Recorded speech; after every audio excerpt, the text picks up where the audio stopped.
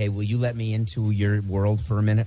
Yeah, absolutely. I'm sorry if I sound low. I'll speak up. I'm picking up a bunch of pens that I dropped. Go ahead. Did you plan on Stu doing what he did as part of the show? Cameo? No, we can talk about that. I'm super embarrassed by that. No, but are you really, or is it the show? Oh, I'm really. This is because in my mind, and I'm not a judger, and you know me, I want to have fun with shows. I don't like that if you guys planned that. No, well, everyone else is doing it. This is clearly just a Stugotz thing, but he's representing. What do you mean everyone else is doing it? Well, everyone else is doing Cameo the right way on the show. No. That's what I'm saying. That's why I thought maybe it was part of a show to give you a foil, to make fun of Cameo. But people spend their money. Yeah. So for me, and you don't get your money back, by the way. No, you just get the credit. Dollar. Yeah, you get the credit of the dollar value of what he was when you ordered him, so you can't even afford him now. It's bullshit. We're gonna drag him today. It's bad. Dan's himself is just reaching out to people, doing private cameos for people as a means to apologize. It's bullshit. And we told him the second that he started signing up and putting it off, I'm like, okay, have you started recording? No, I'm going to do it this weekend. You had 300 requests. It's just impossible to do. Yeah. So you tell me the truth, because I don't want to get ahead of it today. Yeah, he f***ed up. He's a victim of his own laziness. He underestimated, I guess, the demand, and his price got inflated, and I think he just started grabbing the more expensive ones, not really realizing. Now he says he's going to make them up for free. I don't know how he's going to do that. I also don't believe him. He's lost all credibility with me in this regard, and I'm genuinely embarrassed by it. Like we were texting before, there's a fine line between doing something cute on brand. Look, I'm not content starved. I prefer everything to go well. But if he's going to screw one or two up, that's good. That's good fodder for the show. I'm not going to lie. But, I agree. But 300? Okay, we're on the same page. 300. One or two you make up with a private call that people laugh at, and all of a sudden it becomes a great part of the show. What's happening now is not. I think, did Cameo restrict him, by the way? I think he's working stuff out. I listened to an interview. By the way, this is a podcast. We're going to keep some of this organic banter in the podcast. Welcome, everybody, to the Local Hour with David Samson, because David, out of curiosity, asked me something that's been certainly on the front of my mind, which at a time for things to be at the front of my mind, this is not a good one for Stugotz to pull this shit. Stugotz joined Cameo and then got his Ponzi scheme going where he got everyone else under the Dan Le Batard show with Stugotz umbrella under his, so he gets a chunk out of everybody else. Stugotz came in at $39, and the requests came pouring in because our fan base is incredible, and the price kept going up naturally. Now Stugotz has 7 days to fulfill all orders. Clock immediately starts ticking on the early requests. Days go by. Stugotz, have you started doing Cameo? No. You know, the normal Stugotz bullshit of him being lazy and underestimating exactly how time-consuming this would be. Come the weekend, I see maybe one, maybe two, handful of Stugotz cameos making their way on Twitter, and our fan base have been posting all of these, so I know something is up. Sure as shit, the cameos start expiring, and I promise I'm not going to be too redundant in this, because I know Dan's going to have something to say, and Cameo, God knows Cameo's had plenty of advertising on our show from all of this. But Stugotz is, bottom line, letting the cheaper requests lapse, seemingly taking the more expensive ones. When they lapse, you get a refund, but not a refund in the conventional sense. You get credits back. So people that got in early on the Stugotz, arguably the biggest fans of Stugotz because they got in immediately, don't have a cameo from Stugotz, get $39 in credit back from Cameo, and $39 does not get you Stugotz now. I think he's somewhere around the neighborhood of $150. So it's just absurd. I know he always wins because the premise, the buy-in, when you listen to this show, is Stugotz is a scoundrel. So it affords him something. But there is a fine line between being cute and being Stugotzy and ripping our fans off. And we're not having it, David. We're not. I promise you. We're doing what we can to make it up to these fine people. Dan, who doesn't have time for Cameo, much like myself, is actually reaching out to every single person that emails or DMs him saying, hey, this happened to me. Dan is just doing personalized cameos for free out of the shame that Stugotz has caused. By the way, by saying that, you're now going to make it worse because now people are going to reach out to Dan looking for free single cameos. I actually, as a veteran of your show, I thought for a moment that maybe you were doing this for people who get the show. And I, who always go right to the line so often that I step over it from time to time because it obviously makes me smile to do that, I thought it was not in good taste. Because it's one thing to make people laugh. It's one thing to have a foil on the show. It's one thing to not do one or two. And then Stu could have just privately called them and said, hey, you're part of a funny skit we're doing.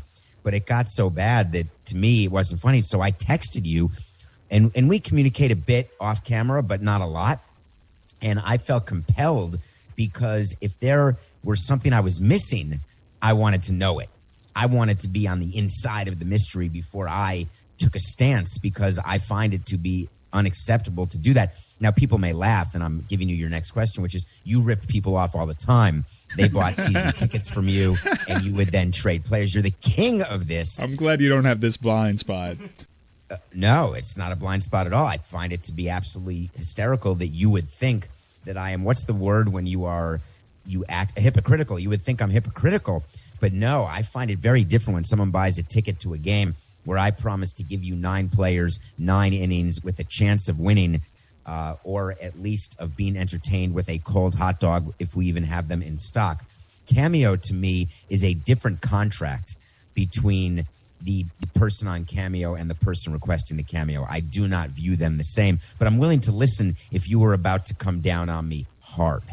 I'm not coming down on you, and honestly, what Stugotz is doing is a reflection on you. It's a reflection on everybody associated with us. There's a lot of people associated with us that have made their way on Cameo. I saw Old Money Charlie is on Cameo now, and they're all part of this universe that Stugotz has his name slapped on. Credit to everyone else in our universe that has done great with this. I've seen so many Billy ones come across my timeline, and Billy just like plays his characters on it. It's great stuff. Spend your money on them, because Lord knows Stugotz is getting a cut of it anyways. Stugotz has embarrassed us. It's not a good look, and we're going to work to rectify it. I promise you that. I know you're on Cameo, David. What is the demand for David Samson? I'm curious. Are there people... Stu does not get a cut, by the way. Yeah, and when I do cameos, people generally ask me, it's very strange, my Cameo world, people want nothing personal segments on Cameo. So they want like a private segment where they'll ask a question. You know, I get the occasional birthdays and congratulations with graduations and do my fantasy football draft and things like that. But often it's a question on a topic of sports or business, and people just want sort of a one-on-one. So my cameos can be like 4 to 7 minutes because I just want to answer people's questions because I feel like they're giving me money of which it goes to charity for the most part, and I do all the things that Cameo does when you have a chance to do charity, like for weeks at a time, and 50% to charity to begin with. And you know how much I am charitable and love charity. But I take it seriously only in that I view it as a private contract in a way I never viewed a ticket buyer as a private contract with me personally. So David Samson's on Cameo. Go ahead and search him out. He will execute all of your requests. None of them ever lapse. How quick is your response time, David, on Cameo? I would assume hours. Look at that. Because this is me, right? I mean, you don't realize what you can get done in a 22-hour day. Yeah. Well, I do. What's your price on Cameo, if you don't mind me asking? $45.99. All right. And I don't think I've had a complaint. I haven't. I enjoy it. I enjoy the one-on-one because I like answering questions. It's what we do at the end of the month with the mailbag episode on Nothing Personal or the So You Want to Talk to Samson half-baked segment each show. I like answering questions because people have really interesting, good questions every day. I just wish I could get to more, which is why last month we did 2 mailbag episodes because there were so many questions. So I like the interaction. I think Cameo is an interesting idea. I don't like the people who do 10 or 15-second responses and take the money and run. But, you know, everyone has a reputation. You try to break it if you can. Right, Mike? All right. Let's hit pause on Cameo for now. Certainly more Cameo discussion coming on today's show. It's been enough. I said certainly there because I've seized on a verbal tick from this local hour so far, which is Lord knows. I might mix in a God knows and heaven knows. But, Lord knows, a bit of a verbal crutch of mine, so I apologize on the front end. We will certainly talk more Cameo today. Obviously, massive sports news, and I'm really interested to get your take. We've talked some about the James Harden situation, and the dynamic in sports has changed. It used to be if you signed somebody to one of the richest contracts in sports, it was impossible to move. Now it's different in the NBA, certainly, but that player was yours for the term of the contract, and you wouldn't see what you're seeing in this Houston deal, which is James Harden 2 years after the fact, do $50 million in the following year, forces his way out of a team that's been a contender in the Western Conference just because he doesn't want to be there, and he does stuff by, like, I don't know if you saw the pass that he tried to throw to John Wall, that John Wall was like, what the hell are you doing? James Harden's body is an embarrassment right now for a guy that's never been one of these great physiques at the position. What do you make of what James Harden did in forcing his way out? Is this the new reality in the NBA? And then what do you make of the deal? So power plays have been going on forever. So in 18 years in the game, we had power plays from the beginning. Power plays are either done by agents. They're sometimes done by players. So when you're running a team, you never have the illusion that when you sign a guy long-term, that means he's with you, that means he's committed to you. There's not one contract I signed with a player where the player didn't say, I am committed to this organization. I am committed to this city. I'm committed to this team. I'm committed to your vision. And it's all a bunch of horse hockey, right? What they're committed to is getting the most guaranteed money they can to protect against either injury or lack of performance. So just take that as a baseline. And what James Harden has done has continued the chipping away of any power that owners have to put a team together where they have a chance to let that team play. Really, you're just at the whim of your least happy superstar. And it's a level of petulance that is very dangerous to the player. And this is what is going to be discussed on today's show for me, and I'll preview it for you now, is that these players who think that they now have the power because they can get themselves traded or form a super team wherever they want, the reason why it's going to backfire if they go too far, and they're damn close to too far right now, is owners are going to say, you know what? Here's an idea. I'm not going to sign you to that long-term contract guaranteeing you that amount of money if the rules don't change and you can just become James Harden and make those bad passes or be out of shape or go to strip clubs or violate COVID protocols or make me trade Westbrook, make me bring in Wall, and then make me trade you. Forget it. And so once that happens, then there'll be that inflection point where the pendulum will balance back toward the ownership. Brooklyn's playing a dangerous game. Dangerous game because now their team is built, obviously, all-world talents. We can argue some on Kyrie Irving and what he's doing, and I'd like to get into that with you. But you have players in Kyrie Irving, James Harden, and Kevin Durant that at moments, some cases, several moments, have flexed their power as players, have held franchises hostage. Kevin Durant obviously being the classiest individual of those three. And classy, I don't want to do that too. I don't want to apply moralities. But he's got the least bit of tarnish on his name. When you have three players that have flexed their power, and now they're coming together, and you have a first-time head coach in Steve Nash, and a general manager in Sean Marks who's been good, no doubt. I mean, you get that haul, you're automatically good, but he's still newer in his career. This seems like a recipe for disaster to me. It's already not going well with Kyrie Irving, and reports are that Kevin Durant is already distant from Kyrie Irving. Kyrie Irving, everyone else in the world has learned to work remotely. It's kind of hard to do that in the NBA. He's trying to zoom into NBA games. I just don't see, obviously the talent is the argument against all of this, and Dan will probably take the side of talent today if I can just sort of predict what his take is going to be. To me, this is a recipe for disaster. Well, you've created Frankenstein now, and the question is, at what point does Frankenstein take over this mad scientist, right? And the Nets, desperation in sports is a terrible cologne. And the Nets are desperate, in my mind, because they needed to get the Kyrie Irving off the back page. That issue was crushing the Nets. And that is the impact that a superstar can have when you sign him to a max deal and all of a sudden he goes off the deep end or just stays off the deep end that you thought that you could rescue him from because you're different, you have a better organization, you're in a better city. And that is the delusion that so many owners and executives have. Hey, he was a problem there, but with us, we have a better clubhouse, we have a better structure, it's going to be fine. People are generally who they are, whether you're on the court or off the court. And I think that at the end of the day, this trade looks more like Garnett and Pierce to me than it looks like LeBron getting together with Bosh and Wade. And I think that everyone's tried to copy the Heat Big Three since the Heat did it. And I'm not sure that anyone has been successful. Well, the Warriors. No, but I don't think the Warriors are in that position. Because they built. Yeah, they built that. I'm not sure that was put together through free agency the way Bosh and James joined Wade. Right. I could be wrong, but that's not my recollection. Right. I think you're right, because while they got a lot of crucial role players, you had two big-time marquee free agents, even though they were traded, leave their franchises for an established one that wasn't a legitimate title contender. I think they were the 5 seed the year prior.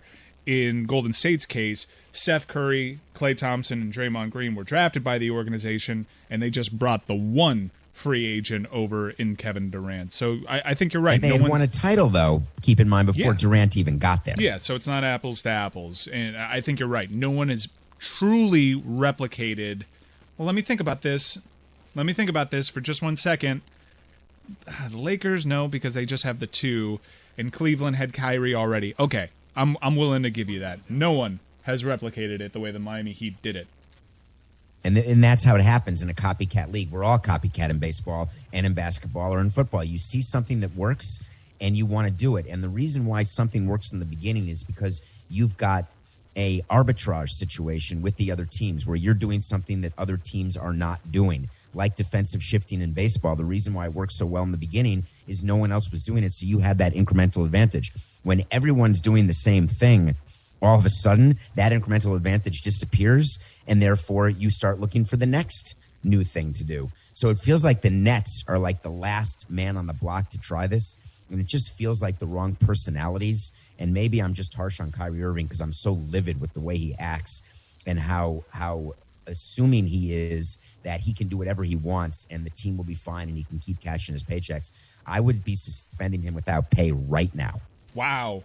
I haven't heard that one. I heard Stephen A. Smith made news yesterday saying that Kyrie Irving should just flatly retire. You would go as far? Man, this is such an explosive situation potentially, and you just bring James Harden aboard. Many would argue now is a time for healing. I'm not echoing talking points that we're seeing on the House floor right now. To all of a sudden start suspending Kyrie Irving without pay when you bring James Harden on, knowing what a sensitive powder keg this might be with a first-time head coach, you're willing to go that far? So I want to be clear, and this is an important point. It is not me saying that I disagree with Kyrie Irving saying there are more important things in life than basketball. I understand where we are as a country. I really do. But either you're going to be my amour or you're not. But you can't have it both ways. If you feel like you need to be involved in politics, then please be involved. I want more people involved in politics. I want more people educated and spreading the word. But don't think that I'm paying you to do that. So retiring is one thing, stepping away from the team, taking a leave of absence. But you can't for 1 second think that you can get paid by a basketball team to go ahead and do God's work, if that's what he thinks he's doing, which he may be doing, on my nickel. Do it on your own nickel. He continues to be a bad messenger, too, because he can speak to important things that are going on in the country, but then you can't be videotaped. You can't be cell phone recorded at a wedding dancing, doing the cha-cha. God, how old am I? Doing the cha-cha, and now being someone that's putting your team at COVID risk because you break protocol.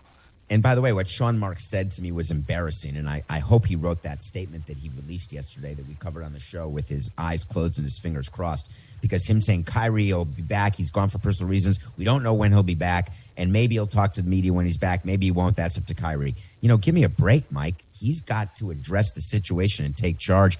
And we used to do things with the Marlins knowing that we'd get a grievance from the players union. No problem. I would suspend him and I just stop paying him. Let him grieve it. You guys were different that way. The float. I don't care. It doesn't matter. Well, to me, clearly, right? you guys didn't care in the moment, and you guys had plenty of players' union grievances. More than the average? Yes, absolutely. And we won the overwhelming majority of them because we were willing to take a stand within the constructs of the collective bargaining agreement, which most teams won't do. And this was me maybe taking advantage of Jeffrey, because Jeffrey would never want to go against players because he never wanted to upset them. So often I would just press forward and then do the old forgiveness is easier to ask for than permission, because I wouldn't want to stand to be taken advantage of, because guess what? People in the clubhouse talk. So when you give up an advantage to a player or negotiating with a player, they're all chirping in the clubhouse about what they're getting, what they're taking advantage of, what they got away with. Hey, I didn't show up to that community event and I didn't get in trouble. You don't have to go. You don't have to go to that teacher appreciation week because they don't care. No way. That's not how we would do it. Do you know in baseball collective bargaining agreement, there are a select number of times specified that you can have players do community things and they have to say yes. And if they don't show up, you actually get to discipline them under the collective bargaining agreement. But no teams would ever do it, but we would. Interesting. Because I took it very seriously. We don't ask you to do a lot, but you sure as shit better show up to what we ask you to do that is within the four corners of the collective bargaining agreement. Now, for extra stuff, we're going to pay you because otherwise you don't have to do it. Or we're going to ask you to do it, and if you say no, we're not going to be angry. But for the stuff that's required under a negotiated agreement, you better show up. Because if you don't, and then you tell, and we don't care, which happens with 28 other teams, you've got a situation where they're in the clubhouse saying, hey, no worries, man. I didn't know that. I overslept. I didn't know that. Now, is every player has a baseline? You have to do this. This is your requirement, or is that number even negotiable? No, it's the same number for every player, and you actually have to submit to the player before the season what the list of community events are that are required attendance. Very interesting. I want to also apologize to the audience because I sounded ancient there when I had Kyrie Irving being videotaped at a wedding doing the cha-cha. I need to make the correction. Kyrie Irving was at a birthday party on a cell phone, probably doing the cha-cha slide. So I apologize to our audience out there. David, you are a Knicks fan. Brooklyn has been in Brooklyn for a while now. Well, Brooklyn's always been in Brooklyn. The Nets have been in Brooklyn for a while now. Obviously, difficult to make inroads in that market as the second team. It's always a Knicks town, despite the Knicks' lack of success on the court. Now this is a big branding play. This is a team that I think is favored in the Eastern Conference now with the addition of James Harden. It's hard to get a big branding play out there during a pandemic because no fans are in the stands. What can you tell me about the business dynamic, being a Knicks fan, what the Nets are trying to accomplish in that market? Will they ever be successful? Because for me, it seems impossible, even if they start winning titles.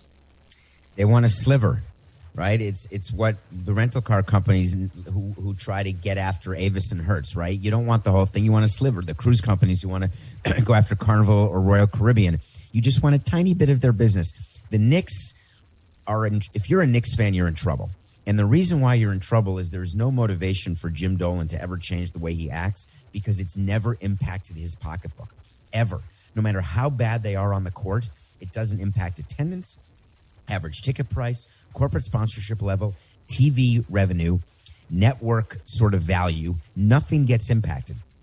The Nets are different, though, and most teams are different, where when you make a play like this, you are betting that you're willing to go to the cap, pay a luxury tax potentially, because you think that you've got enough upside to cover it. There's enough empty seats. There's enough chance for your merchandise to take a step higher toward the Knicks. And the problem is that requires winning. James Harden coming to the Nets in and of itself does not take a sliver away from the Knicks. James Harden leading the Nets to 2 titles in the next 4 years, where he has 2 years left, one in the next 2 years, that begins to impact the Knicks a tiny, tiny bit, but it's a little bit like a gnat on an elephant. So it's not like Dolan is sitting around worried, much like the Steinbrenner family is not shaking right now because the Mets signed James McCann and traded for Francisco Lindor. I think I know what you're talking about because it's a long play, right? A lot of kids who I was growing up around became Bulls and Cowboys fans because they were winning the titles. And some of them moved on to other teams because they're front runners, and some of them are in their mid-30s and are still fans of the Bulls and Cowboys. You're not necessarily trying to steal Knicks fans from the New York Knicks. What you're trying to do is get the 7-year-old, the impressionable 7-year-old, to be super in, from Brooklyn probably, super in on James Harden, Kyrie Irving, Kevin Durant, and what you hope to be a title run for this franchise. And boom, you got a fan for generations. What the Miami Heat have done that's so great is they've actually won a title. They've made a title run for a whole generation of children. In 2006, those fans are now adults and have kids of their own. And those kids got to see Jimmy Butler go to the finals. And there were young, impressionable kids that saw LeBron James, Dwayne Wade, and Chris Bosh make their run. And that's an international brand, because this is a different animal. That's Beatlemania with the Miami Heat. But they've had these championship runs every 8 years or so, and they keep fortifying brand new fan bases. That is sustained excellence. It's what you aspire to with the Marlins, and unfortunately could never do. You're right. I mean, that's what you want. We did succeed in some ways where many people who are Marlins fans now, their parents were not. They were in South Florida and they were transplants and came from other places and were fans of other teams. And we always said, we're trying to get their kids to be Marlins fans. So I would actually walk around the ballpark and I would seek out father-son combinations or mother-son combinations where the parents were wearing the road jersey and the kids were wearing the Marlins home jersey. Wow. That, to me, was Yahtzee in terms of what we were trying to do as a young franchise, which the Marlins still are. You're not even 30 years old yet.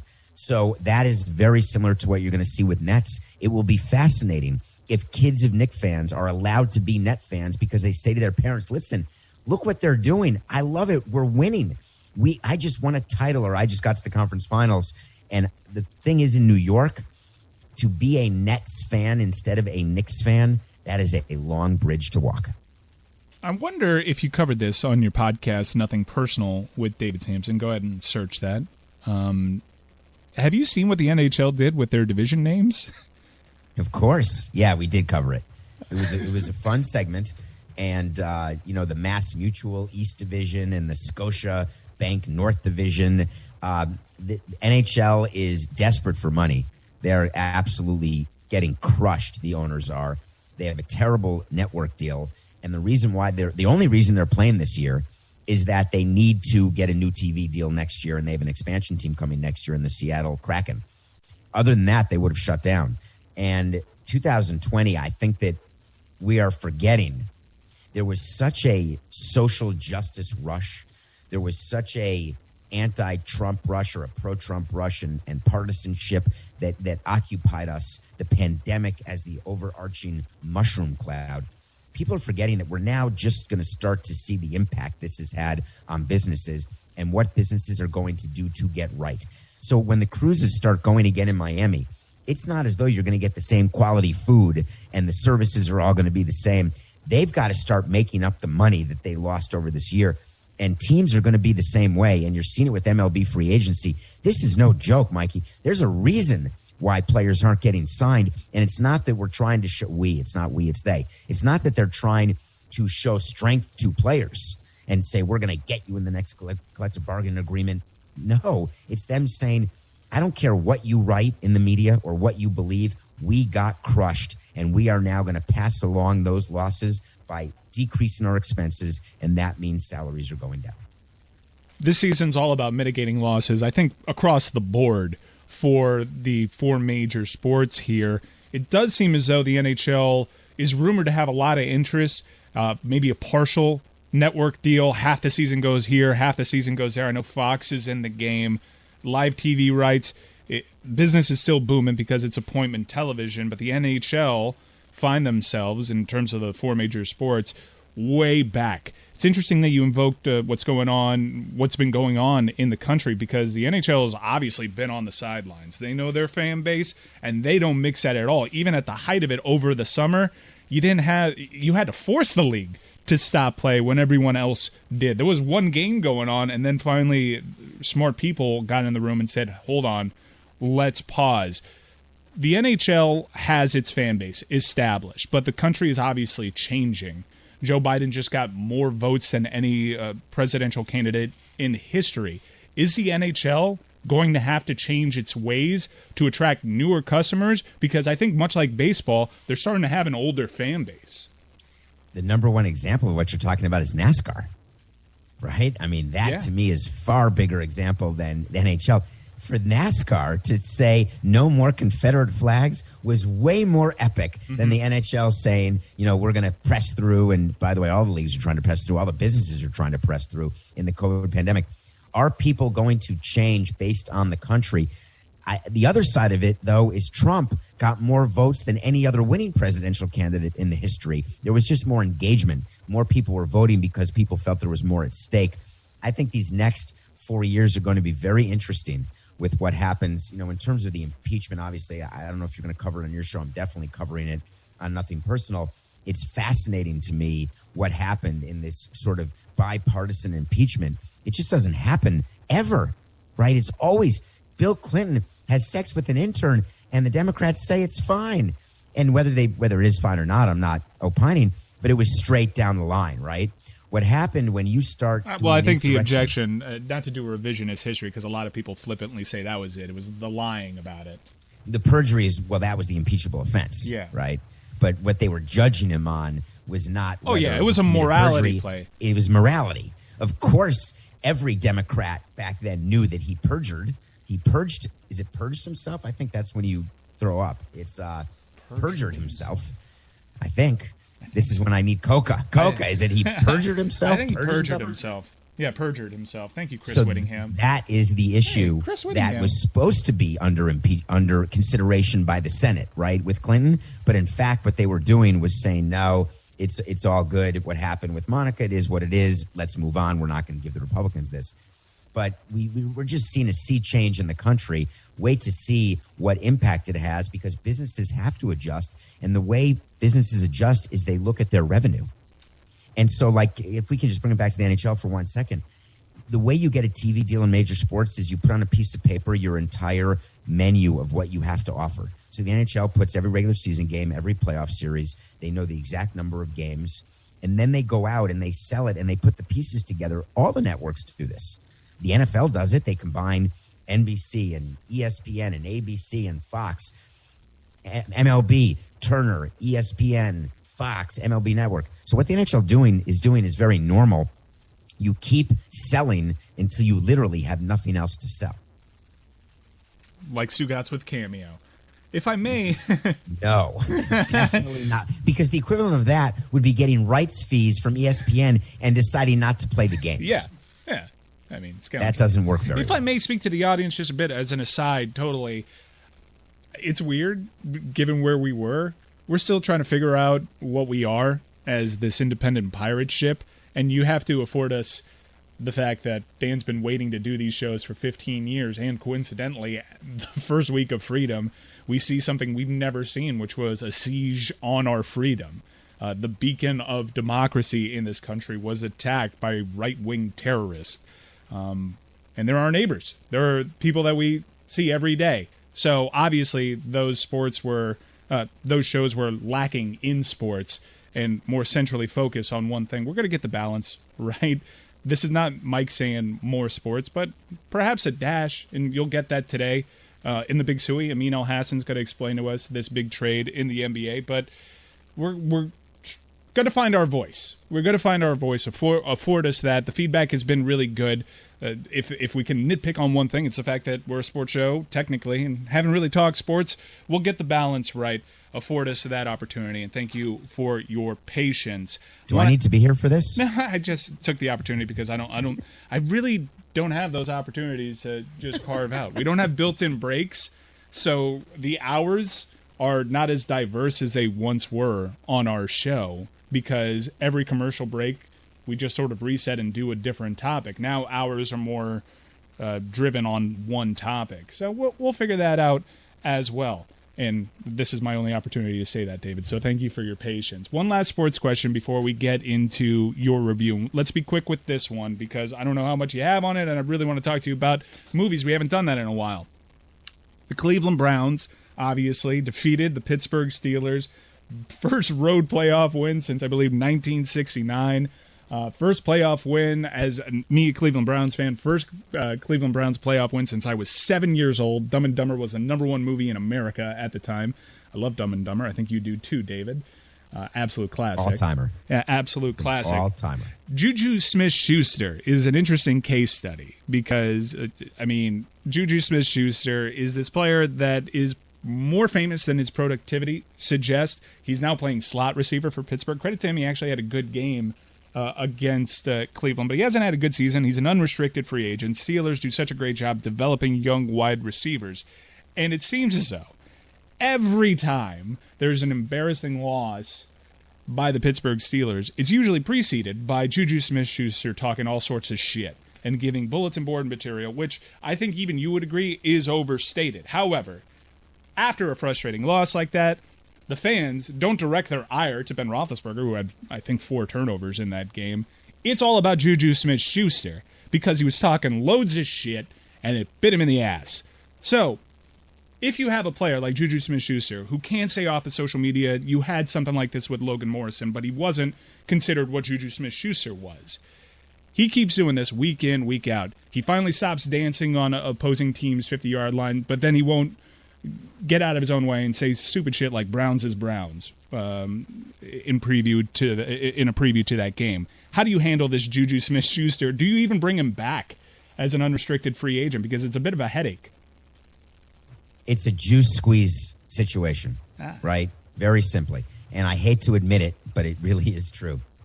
We had these with many players who we had major issues with what they would do off the field, with the things that they would say. Now, bulletin board material is a funny thing. Jordan, during The Last Dance, showed fans that to him he created his own billboard. That's not bulletin what board. It's called bulletin board. Godly, that Jordan would create his own bulletin board material to sort of self-motivate him. Inside a clubhouse, there is no talk of bulletin board material. It does not exist in real life. In your clubhouse, did you actually have a bulletin board? Yes, okay. Absolutely. Now, when in Marlins Park, the billboard was replaced by a video monitor where you could type and it would appear what the schedule is, what BP times are, who's in the group for BP, and it was a rolling monitor. That's just technology. In the old days, it was a straight bulletin board with the markers that you write on and then would get erased at the end of the game. In your Marlins clubhouse bulletin board, did you ever put opposing fans, players, media Never. talking shit about your team? Never. Never. That's what I'm saying. It's totally overstated. It's great for the media to talk about. It's fun. It provides content and segments. But for athletes inside the clubhouse, when we're talking about the opponent, the game, the situation, the series, never would come up. Literally no one cares inside sports. God, the theater of the mind, though, of Kevin Stefanski, not in this case because he had COVID, just taking a thumbtack and putting an old school newspaper clipping on a board makes me feel like that pushed the Browns to victory. No, but that's the point, right? That's the Disney part. Oh my God, that's a fine for me, right? We're not even allowed to say Disney. We're so far. You're allowed to. Disney. You're allowed to say Disney. Just don't say anything bad about Disney. Oh, we're still in that period. We're still in the quiet period, the post-contract quiet period. We're just can't say anything bad. We're very thankful for our time over there. Hold on. Get the script out. We are very thankful for our time at the Disney Corporation. We would like to thank everyone who helped the show become what it is. Every 10 minutes read. No, I'm not supposed to say that. I know what you're doing, and I would just like to go on the record and say I disapprove of your sarcastic tone in regards to our former employer. It must be hard to go to bed at night for you, right? Like you're the anti-Stugotz. Yeah, because Dan's always texting me at 3 a.m. about Stugotz not fulfilling cameos. So getting back to Juju, I would just say that if the juice is no longer worth the squeeze, which with him it's not, you don't bring him back. It's just but for a good player, we let good players get away with stuff until they're not good anymore. Yeah. And we'll let you know when you're not good. We're not going to listen to the fans or the media. We'll decide when the player's not good. And if the behavior's so bad, there's only been a very few circumstances where a good player would be so bad that we would be willing to get rid of that good player. Let's talk reviews. Back to this. We couldn't do it last week because I don't know if you were watching the news. Things took precedent over it. Let's get your review of the week. David Samson, a big cinephile, watches several movies a day. It would appear one movie One a a day. day. But that's a lot. That's an incredible intake for David Samson. 7 films at least a week that you're consuming. So what is it that you have for our audience in terms of a review this week? So this now shows the audience that we don't rehearse. Like, we just get on every Thursday and just talk. I'm not doing a movie today. I'm doing a TV series. Okay, cool. And the TV series I'm doing is the history of swear words with our guy Nicolas Cage. Oh, no. I hear this is bad. Oh, my God. So the show opens with Nicolas Cage sitting in a black suit, black tie, legs crossed, lace-up shoes. Jet black hair. Dyed beard, dyed hair, and he is acting like he is hosting a PBS special. Mm-hmm. And he starts dropping swear words as part of it because that's what the show is. There's 26 20-minute shows on 6 swear words. I think it's, can we say them? You can say every word but the F word. Okay, so it's the F word. And I don't like the B word. Don't do the B word. And then they go to the S word, the C word, but not the really horrible C word, the one that is a male body part. And they go on and on 6 times, including damn as a swear word. They go into the etymology. They've got people seriously being interviewed. They've got word smiths, word people who do for a living tell you where these words come from. And then they have movie clips sort of in there using these words, the best example of words. Jonah Hill, by the way, little known fact that I learned from the history of swear words. Spoiler alert, Jonah Hill is the movie star who's used the F word more than any other movie star. And that's because of Wolf of Wall Street, which was all about Jonah and the F word. But to me, I never even think about that. I associate Jonah Hill with the Quaalude incident. Yeah. Much more so. Great scene. The F word. Oh, great scene. One of the best physical comedy performances I've ever witnessed. By both actors, including DiCaprio trying to get down the stairs. It has me roll. I watched that. I went to the film and I watched that scene. I was just hanging around. It was on like AMC. And I was just waiting around for that scene. It was just so brilliant. I was howling in the movie theater. It's one of the few times it takes me back to where I was when I first saw that scene. It was just so unexpected, the comedic brilliance of it. I'm with you, and I will not watch The Wolf of Wall Street edited. So I can't believe that you would. That is a hanging around. I was hanging around for the scene. Yeah, but I'm hanging around for the scene, but not quite that scene. Yeah. So in any case, I would tell you that when it comes... By the way, I have no idea what we were just talking about. History of swear words, which I hear... Oh, so Nicolas Cage. Yeah. All I kept thinking during the history of swear words is that he needed a paycheck.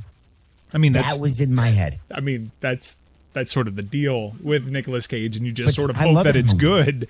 From what I've heard, this one isn't good. That Nicolas Cage is actually the least of the show's problems. That you actually wish for more Nicolas Cage, but what you get is sort of B-list, C-list comedians trying to be funny.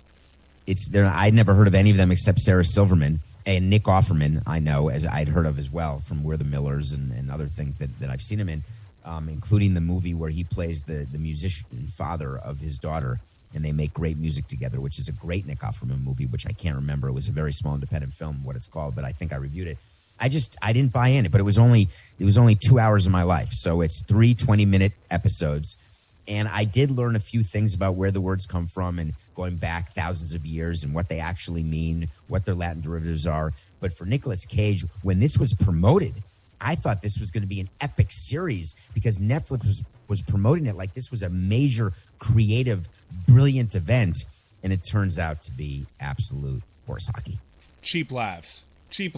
Not even a laugh. Yeah. Oh, well, that's disappointing. It was dumpster fire for me, but I couldn't stop because I knew I wanted to see it through. I owed it to Nicolas Cage because of what he's done for me.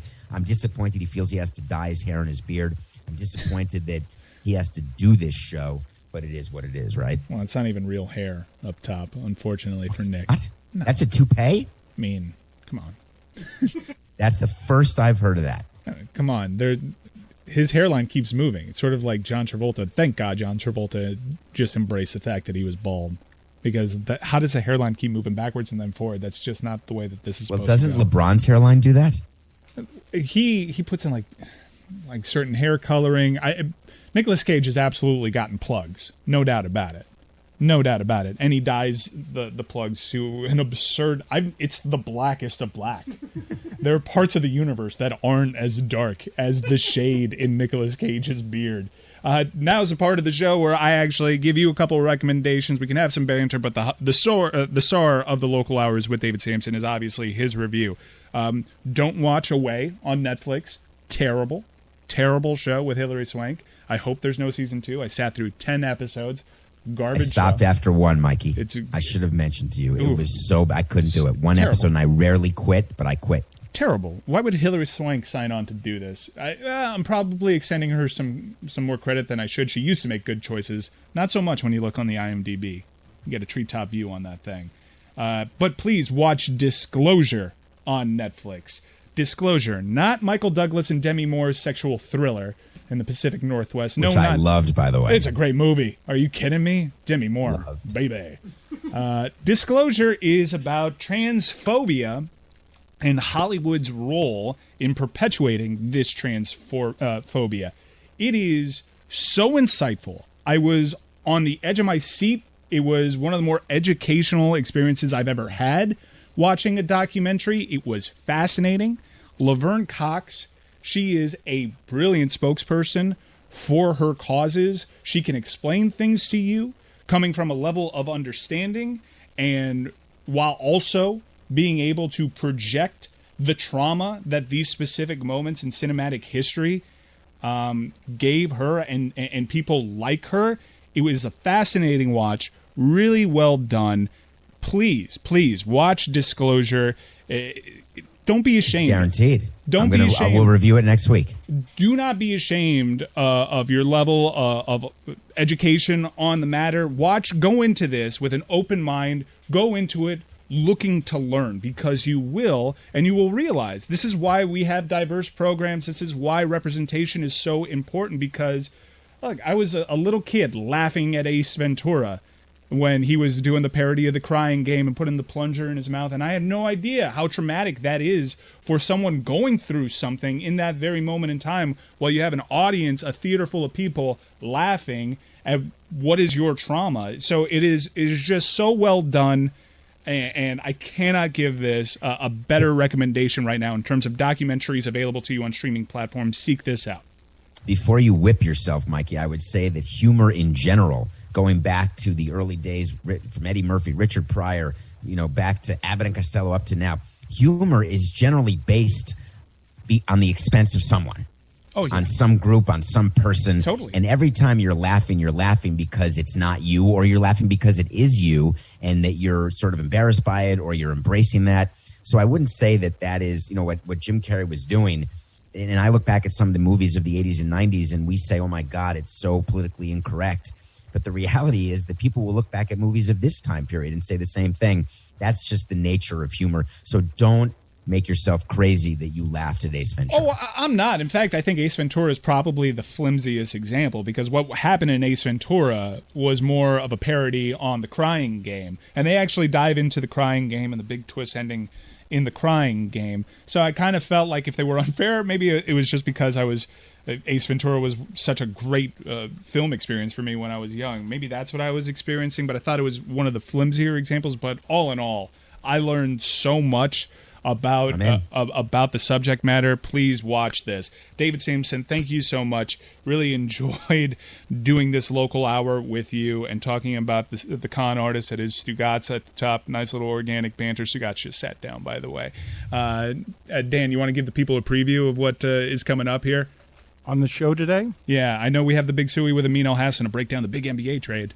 I think that we might have a content farm of me and Stugotz fighting over some of the Cameo stuff that has happened. I believe that is going to be in play today. I have had to offer a 4 a.m. 90-minute email of apology to Stugotz because my timing wasn't great at, castigating him for not filling up some of those Cameo requests that have some of the listeners mad at us. So I feel like we've got a content farm there. I know what's happening here. Keep in mind, 7 days. Something just came up after the fact. All right? We can discuss it later. Stugotz and I have a great marriage, okay? We both understand what each other's weaknesses are.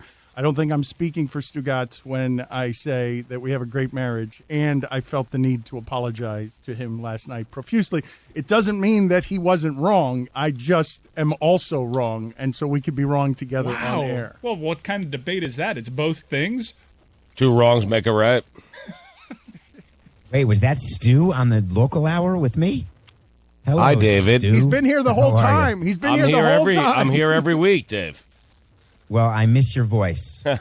No, you don't. And by the way, thank you for not doing my Cameo request. And I don't know who to use the credit on, so that was nice. Well, here's the thing with the credit. If you really care about your money and poke around just a little bit, you'll realize you can get your money back. I mean, Yeah, well, we covered that it's for what you originally paid for, and now your price has tripled. Right. And so, thank you for my $39.99 back. I can't afford your $150. Yeah, well, I haven't missed anyone who paid $150. Okay. Yeah, I not know. yet. I Mike, don't doubt that. I think actually more than Cameo, I think what people have to look forward to is we are now embedded in sort of the problem areas where relationships get threatened because you're in negotiations and you're a rock band and everyone thinks that they have a value and everyone wants to respect what everyone else's value is. And I feel showing the audience some of that, like me and Stugotz in negotiations, not with each other, but just at a time that's really fun for our show. And Stugotz and I are the only ones who have been here since the beginning, and he reminded me of that yesterday. In the middle,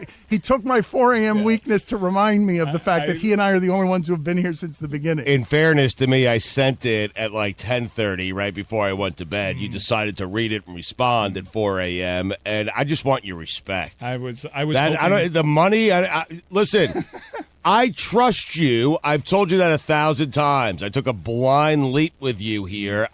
Everyone did. This Everyone final did. stage, I just want your goddamn respect for once, man. Okay, so Do you remember the Almost Famous T-shirt? The scene in Almost Famous when the T-shirt gets brought out by and all the other manager, band members are faded.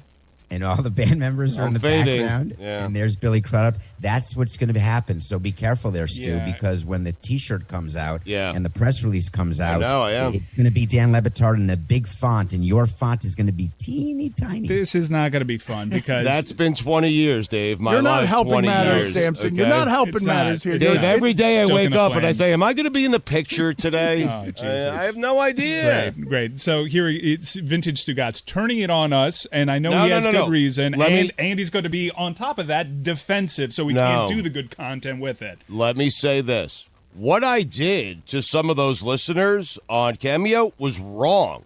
And Dan's timing was not bad. I did that 2 days ago, okay? Maybe 3. I feel bad. The fact that you guys don't trust me at this point to know that I feel bad and know I'll try to fix it for our listeners is what upset me yesterday because I was in an emotional state. That's it. Usually, Dan knows this. I would have let that brush right off. I don't. You think I give a shit? I didn't know that the C in Cameo stands for cops. I mean, Jesus Christ! And then the two of you. I mean, my every move. I'm sorry. I did them for free. And you should be sorry to me, you, the listeners, you 30 guys on Reddit, okay, who now feel bad because I did it for free, and you made up a bunch of BS on Reddit to try to get Dan and Mike going, and guess what? It worked, you assholes. So anyways, it'll be good content. This is the Dan Batard Show with the Stugotz Podcast.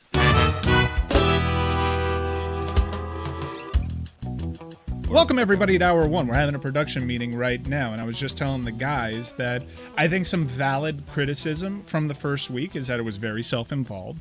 I will say in our defense, allow us that. It was a big week for us. A lot was going on, and it was obviously super political given what happened. No one could have seen that coming. Well, maybe a lot of you could have seen that coming.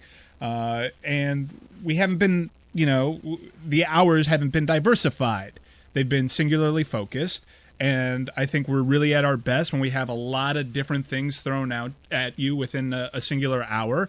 And I'm ashamed to admit this, but probably more sports. Yes. Well, no, wait a minute. This is what just happened during the break, and so I'm going to need some help here, because what do you guys think? I am not comfortable with two things here. How self-involved the show has become to the detriment of being able to involve the shipping container in the kinds of segments that people like the most, because no matter how much we bring you Aaron Rodgers and everybody else, the segments that people like is when we're in the sandbox throwing shit at each other. And we've moved away from that because, A, our entire workflow has changed. B, we were helped by clocks and commercials and got used to that over 8 years so we could keep a show humming. C, this is total freedom. It is something that we're figuring out on the fly. There was no break for us. We went from one day we were on ESPN, the next day we were here, and now there are no rules, there are no governors. Mike's doing some engineering over here. We have to hire a bunch of people. I have to walk out to negotiate something, and the whole thing is spinning, and we're just sort of cycling through on a factory conveyor belt 40 minutes at a time. Here's this guest, here's this guest, where before we would have had more discipline of wanting 12 minutes with a guest or 14 minutes with a guest. And then it became, because of all the commercials, 4 minutes with a guest, and there was no point of even putting it on terrestrial radio anymore. I'm enjoying the guest features that we have, where Adam Lefkoe isn't confined to just 12 minutes with us, where he can take part in a free-flowing conversation. It's what we've always aspired to. Wait, we get to have Aaron Rodgers for 33 uninterrupted minutes. That doesn't have to stop. But we've seen the rankings. People really respond to the guest-free segments, too. They respond to all the segments. Let me get that perfectly clear. It just so happens that the most downloaded segments tend to be the ones that are just general banter. We should diversify that banter. We should probably ease up on the thanking people. They just want us to get into show.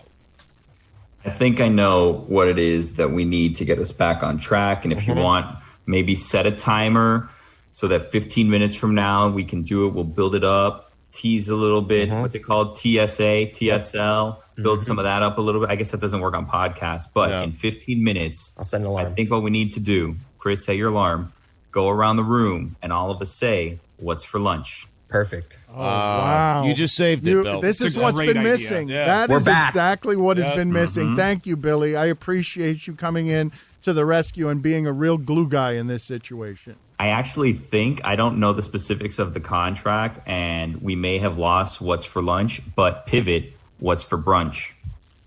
Wow. You don't think that's too close to the other stuff and it'll get us in trouble? No, different letters. You're good. You're a hero today. Okay. Thank you, Billy, for all your good work. I appreciate you keeping it together for us. The thing that has been self-involved has been, yes, we are lost at sea. Ahoy, matey. We are lost at sea, and you can all see it. And we right now are making an enormous amount of content. None of us are sleeping very much. Stugotz is careening out of control. Stugotz is grabbing My neck hurts, man. Grabbing at money, failing to do cameos. And so we're a bit of a mess. We're spilling into here on very little sleep.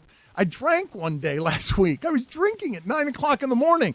So it's been a little unhinged. This is sort of like freedom. We're snorting freedom a little bit here. I mean, Mike has me smoking weed and doing mushrooms with Chris Long. I didn't have you doing that. By the way, are you going on Chris Long's show? We're making a lot of ass at people. Break news, Amino Hassan. Do something. You got to start paying back some of these favors. Well, but I can't give interviews right now is what's happening. I don't want to be giving interviews. We just don't trust you giving interviews. Well, that's the thing. I can't. That is correct. You do. If you want to talk to Vogue, no, go ahead. No, I can't give interviews. You want me to do them? At this If you minute, want to join Giada, go for it. No, Well, I yesterday- know nothing. I'm Listen, the perfect guy to do them. 3 times yesterday. I'm answering a number 3 times yesterday. Hello. Yes, I'm such and such news outlet. I want to ask you questions. And I'm like, I don't know anything. I don't want to say anything. I don't know anything. We're just starting.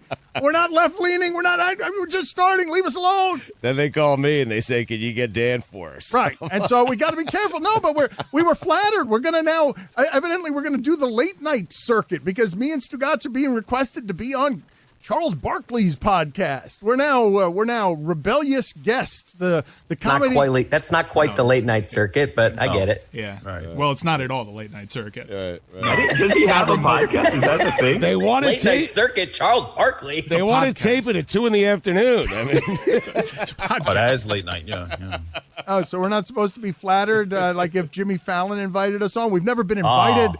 Charles Barkley has never invited us to guest on anything he's doing. No, this is a podcast that he and Ernie do, and they have invited us onto that podcast. Yes, I'm surprised we haven't been invited onto like Kimmel or something. To be honest with you, it's always been a dream of mine to be on one of those shows. I feel like we're deserving of it. You would crush that. You would crush a late night show. I feel like I would. I do. My guess would be, though, that whatever it is we're building, even though I haven't talked to anybody about it, will have that kind of. I mean, it's its own media company, Stugotz. Like I'm assuming that things that can be called in, if we're the number one sports podcast in America, we're a comedy team that's been working together across 20 years, we're a spoof of a sports show. Here are our late night guests, and which show would we be on? Would it be Corden? Would it be Seth Meyers? Can anyone call in? Corden is late nights. I think it'd be the Carson Daly show. Yeah, or Seth Meyers. Seth Meyers is the ceiling for you guys. And it'd be on Zoom, right? We wouldn't even be allowed to be there, right? It's not even a comedy circuit or it's not a late night circuit. It's just we'd call in on Zoom. Yeah, we would. What happened with you and Cameo? Like, what is the real story? Why are the listeners mad at you? And how much money have you cost yourself? I've cost myself a good deal of money. Thousands of dollars, yes? Yeah, I've cost myself, I'd say, probably thousands of dollars. I'm okay with that. Listen, let me just say this, okay? For the people's cameos that I did not do, I am truly sorry. Now, I will tell you, and these are facts, I did not do 70 cameos, okay? 70. And of those 70, there were a handful of them I wasn't going to do anyway because some of the requests you guys are animals. And I'm not going to say some of the things you're asking me to say. What I'm going to do is start exposing the things that you asked me to do. So vile things. So people, I think it might actually, we should shame the listener that way, Stugotz. If you have that there, and in trying to be kind to the audience, you're saying the audience has been requesting of you things that unspeakable things that you will not repeat because you will not cheapen our brand that way, even as you cheapen our brand by being so on brand that people are mad at you now for grabbing at money that you haven't actually grabbed. There are people who have a right to be upset with me. I apologize to those people. I have made arrangements for those people to get their money back because they don't know how to get their own money back. So I care more about your money than you care about your own money, okay? I called Cameo and I said, I don't care that I'm doing them for free. You're going to give these people your money back. They laughed at me and said they had the option of getting their money back. What are you talking about? Like, the owner Cameo laughing at me on the phone. He's like, if they use the app, they have an option of getting paid back through Apple. If they use it on the computer, they just get their money back. How does that doesn't excuse it because people wanted the videos and they wanted it, in a certain time frame. And I apologize to those people. So what I have done is I totally botched it. I made a mess. But Stugotz, this is why. But I've gotten them their money back, and will you let me finish? And I've done them for free, okay? But I will tell you, 70, you people who went on Reddit and claimed that you purchased a Cameo from me and never purchased a thing, I'm going to expose you. I'm telling you right now, I'm going to expose you. I just want to be clear. I'm going to expose all of you. So you're not. Oh, yes, I am. It's cut it easier down. To record a video than to do all that research. Yeah. You're not going to do that. You've cut it down to 70 from 300 because Reddit had an extensive list of 300 care people. What Reddit says. I have the Cameo report, and the Cameo report says 70. Now, of those 70, 15 to 20, not doing them. You guys ask for foul stuff, I'll expose you. I'll tell you right now, I will put your request on Twitter if you guys don't shut the hell up. I am telling you, and Reddit, stop lying to Dan and Mike. No. It was 70 people, not 300. No. I have the report. All right, hold on. Stugotz. And I did them all for free. So I want the audience to know this because this is Stugotz and I were. No way you did. Hold on. Hold on. I'm mad at them. I am mad at our listeners. And you're mad at our listeners. Our listeners are mad at you. That's not the spirit of what we were trying to do with the Cameo thing. I am mad at 30 people, okay? That is it. Okay, but I love, for example, so far watching Chris and Billy do improv. Roy stay totally in straight man character, and they're doing little bits of show for the audience in ways that require effort. In ways, Greg Cody's making all of these about himself and not pouring creativity into him and being exactly who Greg Cody is. But Chris is trying. I saw him do 2 minutes of improv that had me smiling because he was just making fun of Matt with one T. And Billy has been uproarious. Billy's wearing costumes. Billy is fantastic. I watch Billy's just to entertain myself. I'm sorry. Billy is wearing. Oh, Billy, so good at it. Billy, Bill, it's great. Billy, from tree to tree. You going from tree to tree, pointing out how different they were when they were exactly the same. Dan. Yes, totally deadpan. So it's so good because he can put little effort in, and it's like not little effort because he rambles forever, but like he's doing it so dry that it looks like he's not putting any effort in. But I crack up. He's really good at it. And Stugotz, so from within that, you and I were fighting yesterday, and we don't fight very often. Stugotz and I love each other, and we understand each other, and we understand that these partnerships are delicate, and it's been a goddamn miracle that we've survived 20 years of them together with all the shit that there is in this business. And so we fought about, and my timing was bad on this, but what ended up happening yesterday is in my inbox were some complaints. I was not on a Reddit or anywhere else. A complaint landed at my AOL address with somebody who was like hurt, right? They were hurt and angry and reaching out to me directly through my old ass AOL. Sure. And they were saying, hey, look, I wanted to do this for my wife. And that person reported like, and I love you guys, and I want to be around what you're doing and stuff. And then I found myself getting hurt, and then I found myself sleeping next to my wife angry because I was trying to get her a gift through Stugotz that would have been funny. And during the pandemic, we haven't gotten to enjoy anything. And so I asked that person for their telephone number, and I sent them a video. And then in sending them a video of me just trying to do the character because I'm not doing cameos, I with terrible timing on my part, I sent Stugotz a message saying, hey, look, we got to be careful with this because I've had to handle this today, and some people are mad. And I guess they were also doing that on the Reddit. But it's not because of the Reddit. It's because of that interaction that I had with that fan that I was trying to correct. And I understand that. And I was going through some stuff yesterday, some personal stuff that was very stressful. And so the timing wasn't great. But still, I understand why, because you care. But I care, too. And I care about our audience. I think I said this to you, and I care about money. But I said this to you, I think, yesterday at some point. I am everything that Dan says I am on a regular basis. I've never shied away from it. I'm greedy. I'm selfish. I'm thoughtless sometimes. I'm not well organized. I don't plan things out. I'm trying to get to know Cameo a bit in a way that I can do this a little bit better. Like when you asked me for a studio request, a studio tour, and that request expires at midnight last night, I have to leave you a message to tell you, hey, I'll record the studio tour tomorrow. I can't do it today. So I have to get my timing down on some of that stuff as I try to navigate here through Cameo. But yesterday the timing was bad, but it's on me. And what I said to you was I care about this audience. I am all those things, but not as it relates to this audience. I would do these for free. In fact, I let some of them expire. No one's going to believe me, and I've earned this. I would let some expire because there was no timestamp on them. It wasn't a birthday. It wasn't because I felt like it would be nice to do something free for some of the members of our audience. Do you guys not believe him? Because no one's going to believe me. No, you could have stopped early. I let some expire because there was no timestamp. And listen, the reason you don't believe do it for free me, as opposed to taking money for it. The reason you don't believe me is because I just totally lied. I mean, you think I'm an idiot? But I am an all idiot. Last week. But I am an idiot. I felt so bad about. I can't be Stugotz's boss. He was telling us to our faces for 4 straight shows last week. I'll get to him. I listen to me. I don't want you to be my boss. You don't want to be my boss. I don't want to be your boss. I just want you to trust me and know it's that so I'm thinking hard, about though. this stuff. It's hard. It's hard. But sometimes. I trust you. I left ESPN I know, for that's you. fair. That part is fair.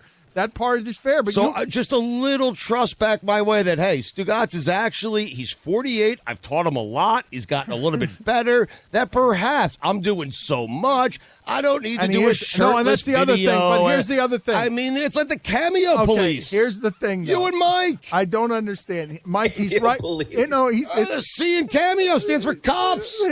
He's really mad about this, Mike. And I caught the brunt of it last night, and I hate when I hurt Stugotz. I really do. It just because so little hurts him, man. He's been taking a beating for 20 years around here on the wrong side of unfairness. Like, so little hurts him. And so when he gets hurt, I've been rewarded for it too. But when he gets hurt, like I felt, you guys are arguing all my points because he's trust me, don't trust me, and he's earned every bit of the skepticism. But in the middle of negotiations, I felt pretty shitty last night because we're all trying to figure this out at the same time, and all of this shit's moving way too fast. I want to trust Stugotz on him saying that he's going to make it up to people. I just don't have anything in the way of proof that he is, which is, as long as you make it up to people, I'm fine. I know you got stuff going on in your life. I know you're aggressively lazy, and I know you had no idea what you got yourself into. But we need to make it up for these people because there's a fine line between being on brand, being cute, being Stugotz, and it's good fodder for the show if you occasionally mess these up, and then straight up ripping people off. I agree. So, Mike, no one was ripped off, though. So, well, no, it is a ripoff if you get in early because you're such a big Stugotz fan and you pay $39.99 for a Stugotz video. Right. Yep. It lapses. I get my credit back, not actual cash value. No, you're I get wrong. credit. No. I heard you say the iPhone. People have to jump through hoops. It's cool that Cameo has other people to do it, but the baseline to get my money back is it's not easy. All right. I get credit. I get $39.99. Okay, then I'll just try Stugotz again. Now Stugotz is $150. You're right. Try Chris. Yeah, and I am punished for being such a supporter of Stugotz's venture. He didn't even do it, and now I'm priced out. Right, and I should have pivoted that way where I'm trying to get more money for Chris, Roy, and Billy. But here's the deal, Mike, okay? You're right. And there are probably 3 or 4 where I genuinely feel bad that I did not get them done. Because, I mean, man, did they tug at my heartstrings, and I will get it done, and they will be super special. I'm telling you right now, except for the foul ones, and I'm going to expose all of you. I'm serious, okay? How dare you ask me to say some of the things you're asking me to say? I have teenage daughters, man. Are you kidding me? I mean, someone wanted me to show my butthole. I mean, his bleached butthole. I mean, seriously. I am going to do the ones that I missed that I want to do, within reason, okay? The ones that I have agreed to do. I will do those all for free. I've already started to do some of them, okay? Wait, you can't even get through it. You can't even get through it without laughing at the butthole. You're laughing at your own lies. I'm laughing that, Dan, it's like when I make a bet with you and I control the outcome.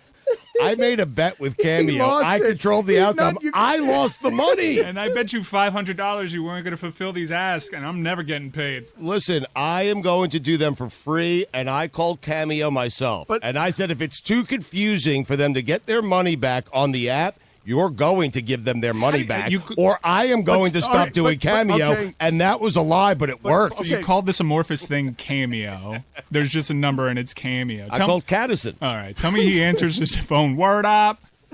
Caddison was on the Lauer After Hours. Oh, my God. I felt bad for I think you're going to get Caddison in trouble. No, Caddison, he laughed at me. Mike, I called. I said, give these people their money back. He said anything for you in the show. If I'm Cameo and I hear that Caddison interview, I'm like, stop talking. Stop revealing this stuff about Ben Gordon. You don't have to name names. What? Don't crack open a beer during this. That's a bad idea, and it immediately goes off the rails. Wait a minute. Hold on.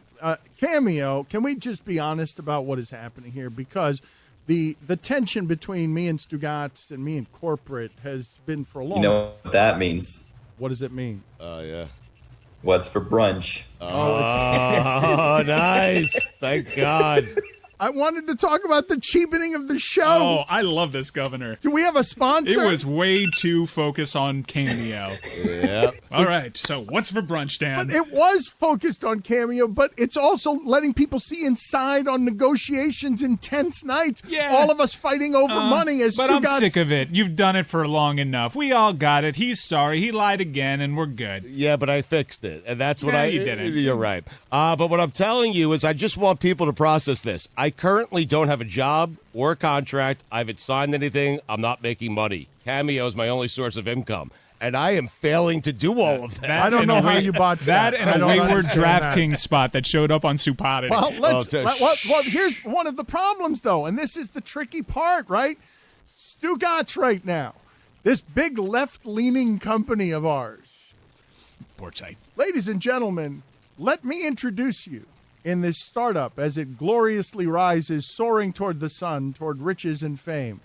To our sales department. There it is, right there. That is what he is busy doing, and it's one of the reasons he is grabbing at money, but he's grabbing at more money, and he's grabbing for the container. But he totally botched the Cameo thing. I did. But it's because we keep going to him, and he's too busy in big fish sales, and he's sailing beyond these people with their $39 cheapening of Cameo. Let's just look into your private life. Let's just sell each other little bits of the show until it is symbolically and actually sold out. Just quickly, Mike, Caddison's biggest problem, his first mistake, and really his only mistake thus far, because when I did call him, he got it fixed and got it fixed quickly, and he will get these people his money back, is setting me at $39.99. Because I told him, man, so many are going to come in at $39.99. There's no way I'm going to be able to keep up. So now here's the problem. We're at the Stugotz stage of grief where you blame others. Yes. Now, well, listen, it's like a caddy, Mike, when you're on the 11th hole of Parkland Golf and Country Club,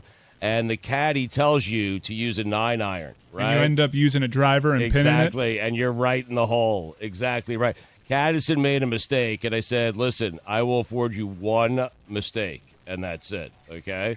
And your mistake was you gave me a 9-iron when I needed a driver. There was this great story that terrible caddy that Addison told on Lauer After Hours, because I was listening back to it to get some insight on what this was and to see how bad the original sin was. By the way, what is for brunch? All right, we'll get to that in a second. Can we get them some help on getting enough likes and retweets to get whatever it is that they're looking for? I'd like to encourage a podcast about the show. Well, Hour After Hours doesn't seem to need our help. It's perennially in the top 50. It's a podcast. So we're a show about a show. That show is about a show about a show.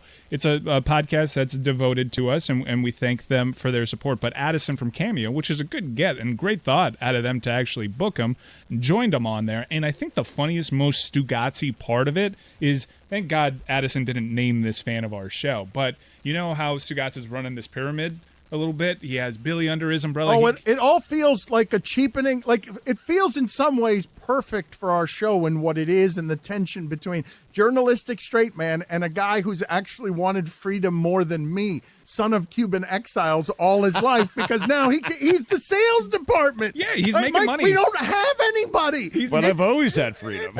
Sales department, a double entendre. You know how to run a rig there, Yarg.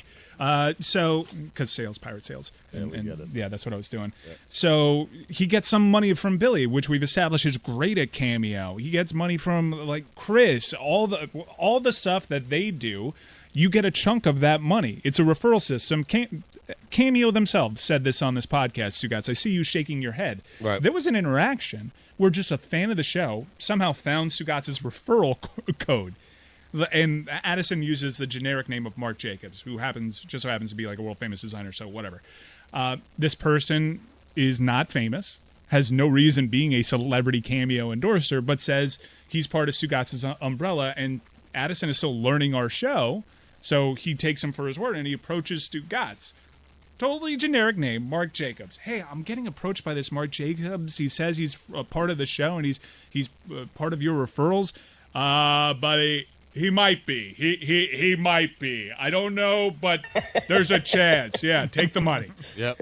Oh, no. Yep. Oh, no. Stugotz, we can't cheapen it so much that we're going to welcome actual investigations. Billy, your face is in your hands, because do you realize the number of people that you have sent? You've got now like this money laundering system that you're running through Cameo, and at the back end of it, because you're reckless and you're our sales department, you botched the whole thing, and there are just thousands of dollars on the table, and now you're making money because you're running a mafia scheme where every time Billy makes a 3-minute video that he's pouring himself into in costume and design, you're getting a cut. My goal with Cameo is I'll never have to send another Cameo again. I mean, before you have sent any. Isn't that the dream? I mean, just make money off of other people?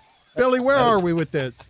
Part of my conversations before registering and my very short negotiations was just give Roy my referral. I will be Roy's referral. Let Roy be the one who referred me. So Roy is benefiting because I was partially afraid of something like this happening where I would be implicated in whatever it is that Stugotz is going on. So I'm like, that's good. I was referred by Roy. Roy, were you moved by that? That's a touching moment. You and Billy, that speaks to a financial warmth I did not have growing in your relationship.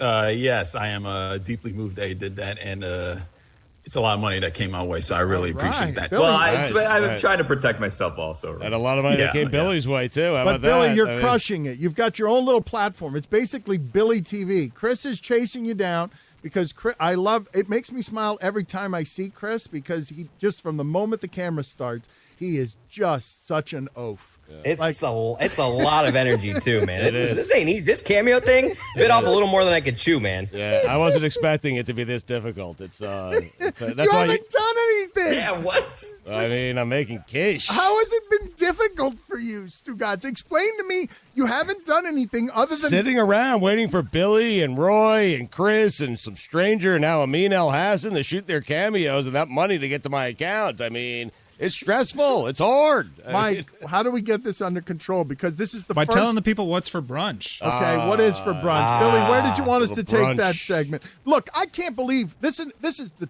God's honest truth here, just to let people totally behind the curtain. Mike Ryan is serious.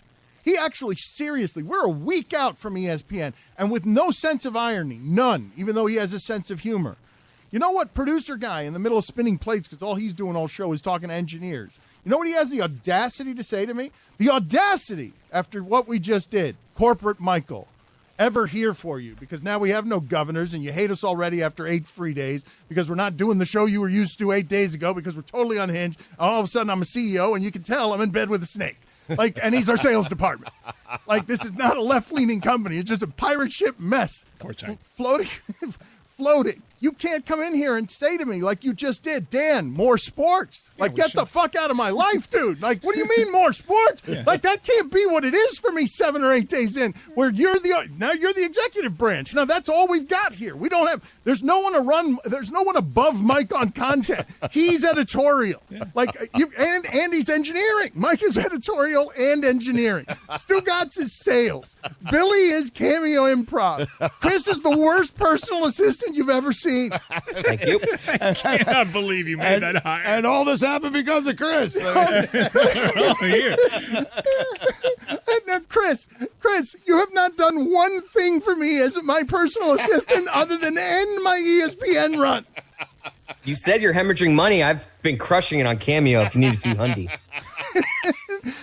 Mike, how can it possibly be? Look, I'll talk Nets if you want me to. I thought we did enough of that with Amin, and I will get away from the self-involvement, and we will get back to the show you're more used to if indeed you're spending a lot of time complaining because we're letting you a little too far inside maybe.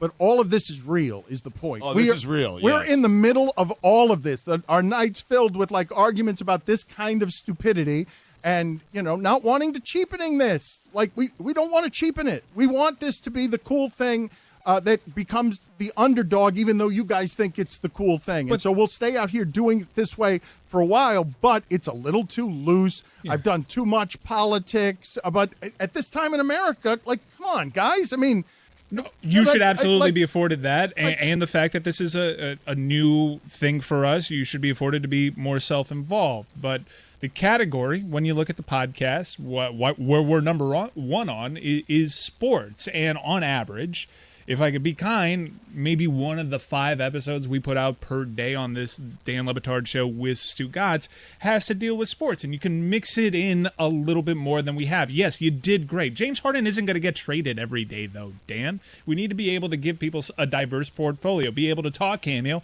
and tell people what's for brunch. Dan, I think one of the issues is there's a lot of people who joined us when we started at ESPN. For the people who were with us before ESPN, what we're doing now is not a problem.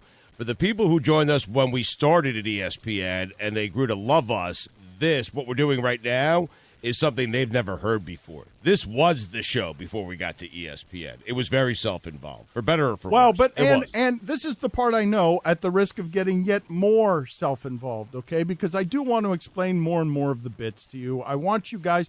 I really do think that when some of you hear what we were doing in the shadows with Tim Jerns and Shane Bacalata, and we explained the joke to you that was happening in the shadows, now that you've seen everything that's happened since then to liberate us into this free world. Mike, when are you releasing? What can we tell people? Because we've done this stiffly for a while. We will get the discipline back of having these segments be tighter and not so wandering and not so one subject and not so self-involved. But this is my life at the moment. There's nothing else I'm thinking about right now at any waking moment in the day, which is how I hurt Stugotz's feelings yesterday, than myself and this thing. Like, because we've got a lot going on and we're super excited. But this is a unstable time for all of us. There was real tension yesterday. Like, this is real, and we're just playing it out on air. My hope was, and we're not going to get there, and it's fine, is that Dan just knows that I care about this audience the same way that Dan cares about this audience. And if I F something up, and I did, I'm going to try to clean it up once I have some time to try and clean it up. And yesterday I didn't have that time. We've done a variation of that 17 times here. Dan was getting to something different. So to answer your question, pancakes with coconut-infused maple syrup. I can't do this kind of disciplined, undisciplined stuff where there are no clocks and we're just wandering around with the freedom and we're drinking tequila and Stugotz is taking sales calls and you're talking to a guy in a miner's helmet and now you're trying to make us a television network and you're being very much corporate Michael right now. And I don't want to turn you into the enemy, but now you're the guy who studies all the podcast numbers. You're digital. You're shooting us into the future. Well, you're talking the executive language. You are our executive board, our editorial board. Our fan base is super passionate. I'm not going to thank them. We've done that plenty. But this is a very strange podcast. We have an insane output to be a popular podcast. Just the same way that Joe Rogan is insane for putting out a 3.5-hour episode, but that's one standalone episode. We require a lot of your time. So we should be able to reward people by giving them diverse, because they're insane, our fans. They listen to everything we put out. And there's a lot of new people aboard that are familiarizing and supporting the Le Batard and Friends Network, which is our 3-side projects. That will grow as well. That will get better. Supodity will get better. South Beach Sessions will get better. Mystery Crate is something that I know by the numbers is 3rd place amongst those properties. And not a lot of people, because it was in the perceived height of the pandemic, got to listen or get what we were doing with this character played by someone from Hollywood, Tim Jerns. Tim Jerns was a rib on everything that was going on at the time. This is the most fun I had at any point during the pandemic making anything. We were in that condo in your apartment building, and we were It was awful. It was a sad condo, wrestling on the television. Network on it felt dirty. It felt, that time in our lives. It had a smell to it. We couldn't get a microphone. We had to wait 10 days for someone. Like the biggest sports radio show in America. I was holding up, man, it's insane that I was holding up this feels headphones like it was 10 to my years computer. That was a time. It was. Time. I'll look back on it like it would have a wafting smell when you walked in. There was exposed concrete. There was dick confetti all over the floor. I miss it. What? Yes. I miss it so much. Yeah, it was a bad. and so but that we were was doing these Tim it was Jerns a bits. sad time, and it's the most fun that I had. I'm a newlywed. During the pandemic, was making magic with some Hollywood people as Mike. I won't say that no one got the joke, but it was a dirty whispered secret. And to take people really behind the scenes, I haven't asked Mike why he made this decision. I wanted this to run on ESPN radio, and I wanted it to run as a standalone, no explanation spoof that was a famous Hollywood person inventing a persona of a strength coach at a nowhere college. That was out of control. Southeast Tulsa College. And doing bad things during the pandemic because football is all important. And this character, I thought, was uproariously funny. Stugotz, mute yourself. What happened? Mute yourself. Sorry. He feels so old with the MacBook. Thank you I for throwing did. us a curveball. You still haven't muted yourself. I I did. No, you're not. I see you. You're not muted. I I am old. No, yeah, it's muted. You're good. You sound good. Stop I am doing that, muted. Billy. Stop encouraging it. I'm muted. No, you're not. I just muted you. I was muted. No, you weren't. Billy saw I was muted. It said mute. It said mute on my screen, Mike. Go ahead, Dan. Anyway, That's the 'cause point I was we should unmuted. probably stop explaining it. Mystery Crate, we're going to take you behind the bit, and we've compiled all the Tim Churn segments. It's going to be a jam-packed episode of Mystery Crate because it's going to be a little bit of a But longer why one. didn't you air it on ESPN I'll Radio? explain on Mystery Crate as we go behind the bit and avoid being redundant. Stugotz, what's for brunch? Oh, I think I'm going to have a nice little omelet today. Bacon, cheddar, mushroom, tomato, and diced onions. The key to a good omelet is not the stringy onions, if you like onions.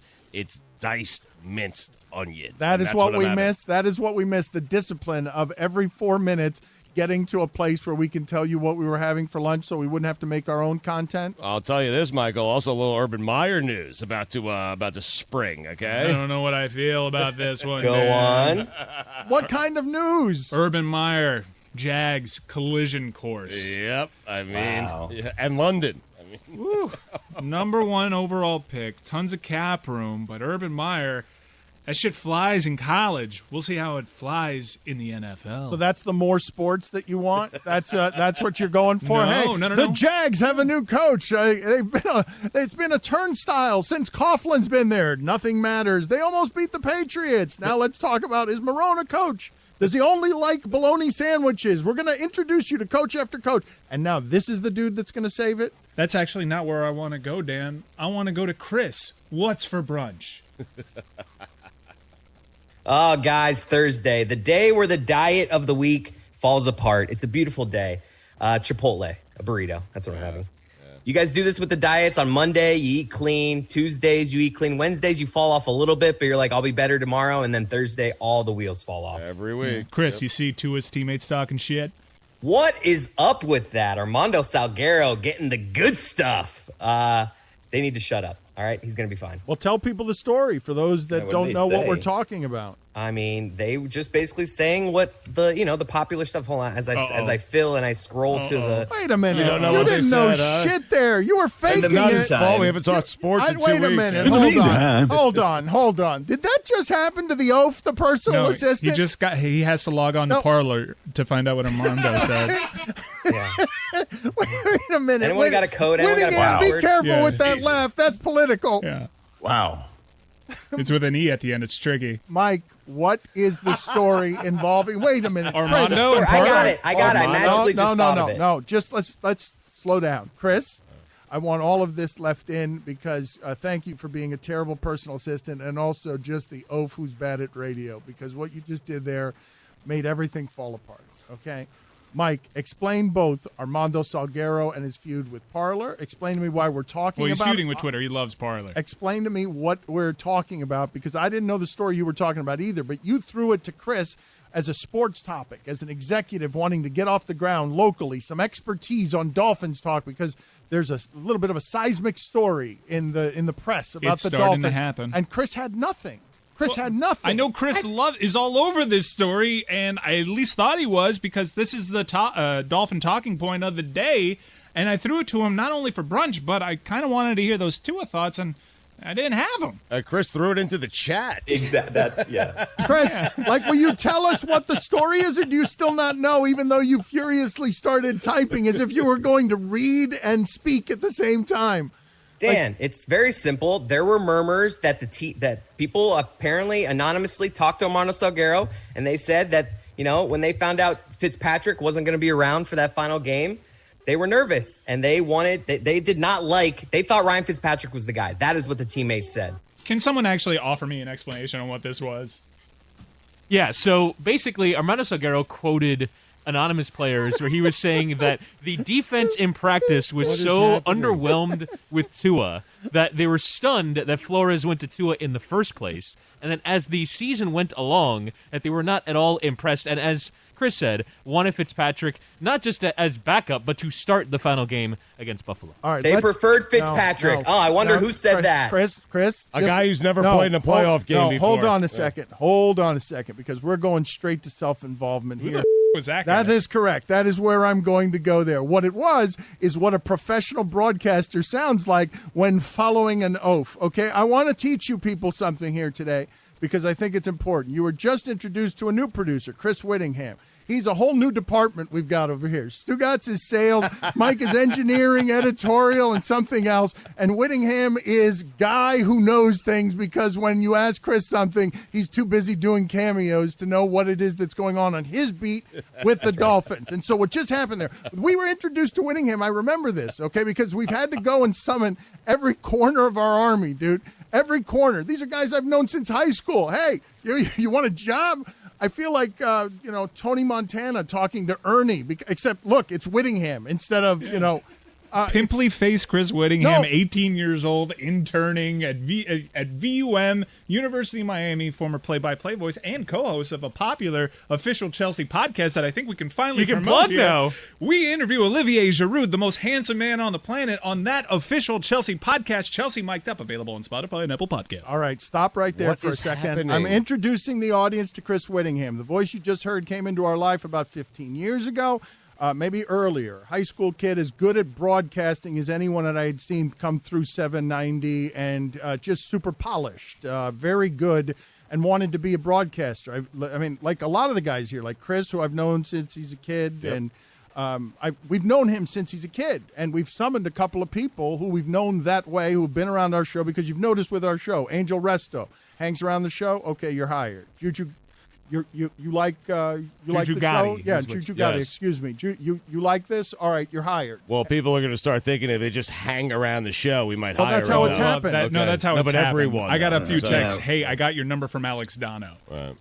Yeah, that's how it's happened. And so Whittingham, I remember being on a broadcast in afternoon radio, and I think it was a VUM call that he did, and it was so clean and crisp that I couldn't believe a teenager would be that good on a call. He's excellent. I mean, just ahead of his years by a No, lot. but now he just swooped in, though, and I think I'd prefer to talk to the other Chris now. And I'm sorry to do this to you, Chris Cody, but I mean, you blew the whole thing up for us. You're He's an idea man. Well, it was his idea with no information. He's also nepotism, and He's nodding along in agreement in silence. He's not disagreeing at all. No pushback there. He's going to agree with this one more than any. He's a terrible, terrible personal assistant, like every bit as bad as you would Still imagine. nodding along in agreement in Yes, silence. and so I went to him, and the show went to you in that crucial moment in your area of expertise, Chris. And the other Chris swooped in, and it felt to me like was coming for your job. So now we've got a competitive ecosystem where Stugotz is stealing the Cameo money. Personal assistant job, luckily. Yes, well, I mean, how good would Whittingham be at that job? I got coffee for the first time in 10 years brought to me here the other day by Whittingham. Whittingham has plenty of jobs. I'm just saying. He just brought in coffee. He didn't ask you. He just brought you coffee. Whittingham, have you and I ever had a conversation about this being a left-leaning company? Or tight.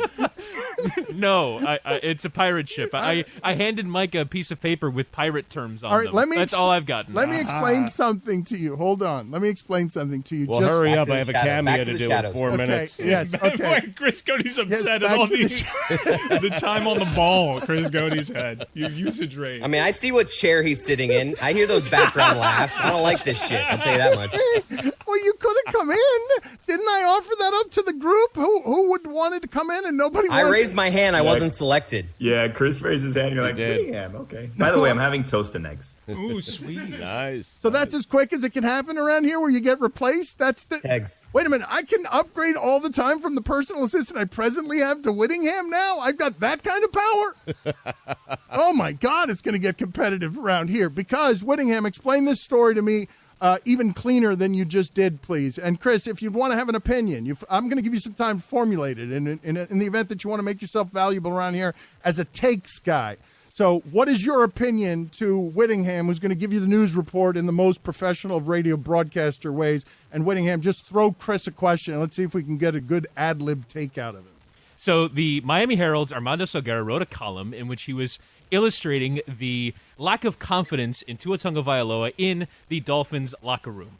Defensively, they were not impressed in practice. Offensively, there were some players that he quoted anonymously as saying he wanted Ryan Fitzpatrick to start the final game against Buffalo. He had COVID, so he was only available. Well, he wasn't available, and there would have been a preference that you have that safety valve should Tua struggle in that game against Buffalo. So, Rattled. my question to you, Chris Cody, is: do you think that the Dolphins should trade Tua Tagovailoa and an assortment of other picks for Deshaun Watson from the Houston Texans. I don't like this game. I'm not playing this game with you guys. He stammered a couple times. You could get a little nervous at the end there. You're right. You're right. Well, we put him on the spot. Not playing this game. No, this is what happened to The Whittingham. dangerous game, He Chris. came out strong and slick and polished, and then I put way too much pressure on him because this is the big show now. This isn't the small little shit show it was when Whittingham came into our lives 15 years I ago. thought you were throwing stones at Chelsea mic'd up. No.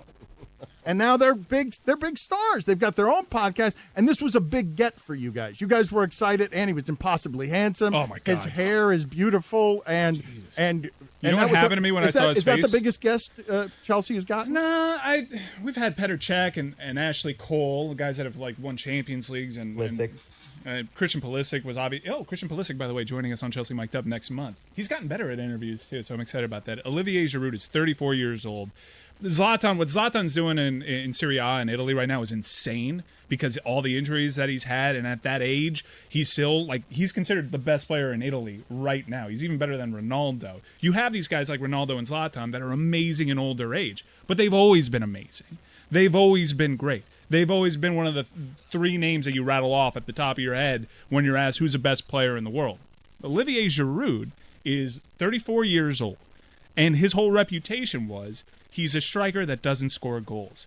How is France winning the World Cup with this guy up top? His job is to score goals. He's not scoring goals. He also happens to be the most handsome man on the planet. He is a beautiful man. You looked like you were longing. It was weird to see you. You've gotten better at interviews. You've enjoyed getting better at interviews. Some of these guys have intimidating presences. Well, some of them, Jorginho spoke to us in his eighth language. It's hard with soccer players. Olivier Giroud is French. He's doing this interview in his second language, and it's hard to convey my brand of, hey, you're handsome, and but I you kind of dig connected with you. him. You connected with him with an undercurrent of you were hitting on him. Chris, is this how you experienced it? It felt like 100%. Mike Ryan was flirting with the pretty soccer man. He's devastatingly handsome, and he's probably more famous, even though he's turned into a really good soccer player. He's more famous probably for his looks. Yeah, he's probably the only soccer player who exists to be looked at for their handsomeness. It's secondary his playing ability. He is just, oh my God, the entire internet is in love with this I thought man. that was Ronaldo, though. Ronaldo's always been excellent. Ronaldo's always been like, okay, he's as great a football player as he is beautiful. But Ronaldo is the standard for impossibly handsome. Beckham now. too. Well, Beckham was also, but he was also considered a top 10 in the world player. Olivier Giroud is, not that he's Anna Kournikova, because that's way too harsh, because Olivier Giroud has a good goal-scoring record, but what happened in his mid-30s is now, per minute, he's the best goal scorer in the Premier League. At age 34, he's gone from not scoring in the World Cup that France won to scoring every time he takes the pitch. But he's of an age where Chelsea are in a difficult position because they're signing 22-year-olds that are supposed to hold that down, and you can't take him off the pitch because no one saw it coming. At age 34, he'd be one of the most efficient goal scorers in the league. That is all secondary to the fact that he is gorgeous. Yes, this is the thing that came off very strong. It felt like an unusually homoerotic interview. Well, have you seen this guy? Well, I've seen him, but I've never seen Mike quite this way. This is the thing that I saw in Mike Whittingham. You witnessed it too, I believe, but disagree if I'm wrong here. That Mike Ryan badly wanted this man to get his joke and find him charming. You could have left that sentence halfway.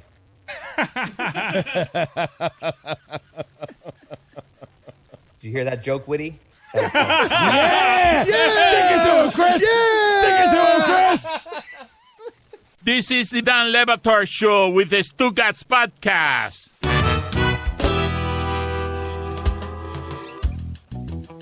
So, guys, sports topic. And it's a Cleveland Browns sports topic. I'm proud of myself because I haven't been able to talk so much about the team that's won a playoff game for the first time since I was 7 years old.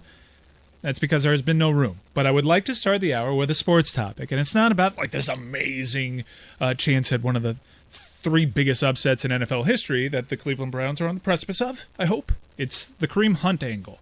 You knew one sports writer would probably take it to the way of a path of redemption. What a redemption story for Kareem Hunt just because he just so happened to not be in trouble. So we know during the pandemic over the last 10 months, Kareem Hunt, who was an all-pro, I believe, with Kansas City, was a top-of-the-line running back, physically assaults a woman who was harassing him. Not that that's a rationalization. That was just a video that comes out. And you have Kareem Hunt, a perennial Pro Bowler, become available in an open market. Now, I'm happy he's a Cleveland Brown because the production is good.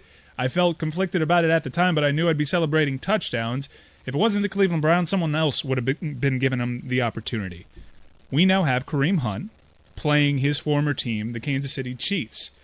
I don't want to talk about the incident, and I'm really not interested in the road to redemption. What I do find really interesting is exploring where Kareem Hunt was a year ago, because it's not at the front of your mind. When you think about Kareem Hunt, you think about that video, you think about why he left Kansas City and why John Dorsey ended up getting him.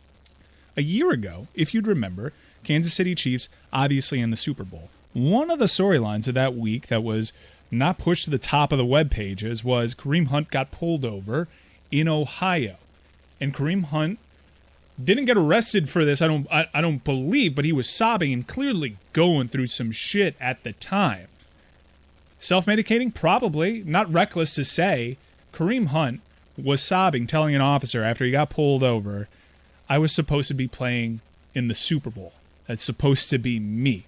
The Kansas City Chiefs go on to win a Super Bowl. Kareem Hunt stays out of trouble, has a good year, and now Kareem Hunt's Cleveland Browns are playing Patrick Mahomes, who congratulated him on Twitter during his performance last week, and the Kansas City Chiefs. We don't know what's going on in Kareem Hunt's head. We don't know too much about that incident because media availability hasn't been going on. I would love to explore what was going on in that moment of pain and self-reflection. If that truly motivated him, if it just so happens to be a pandemic why he stayed out of trouble, the sadness and the fact that football players self-medicate and they can put up this wall that we can't really explore that to the point that, look, Marvin Harrison found himself in this situation. Not that this is a true analogy that I'm trying to make. Everyone said nor should you say his name that way. Right, Harvin Marison. Harvin Marison was a guy that everyone assumed was a good guy because he was just quiet. Production meetings, quiet with the media, professional, show up every day. And then when he's out of football, you find out, wow, there's this whole backstory. And I think because Kareem Hunt has just been quiet, hasn't been in trouble over the last few months, and we don't know too much about him, we're going to start writing redemption stories, which you should not do. You should not do that. We should explore, talk about what was going on in that man's head in that instance, not the horrible incident that got him kicked from the Kansas City Chiefs. The fact that he was apparently self-medicating, sad, depressed, sad that he was with the Cleveland Browns, even though that's his hometown team, knowing that he could have had the glory of a Super Bowl.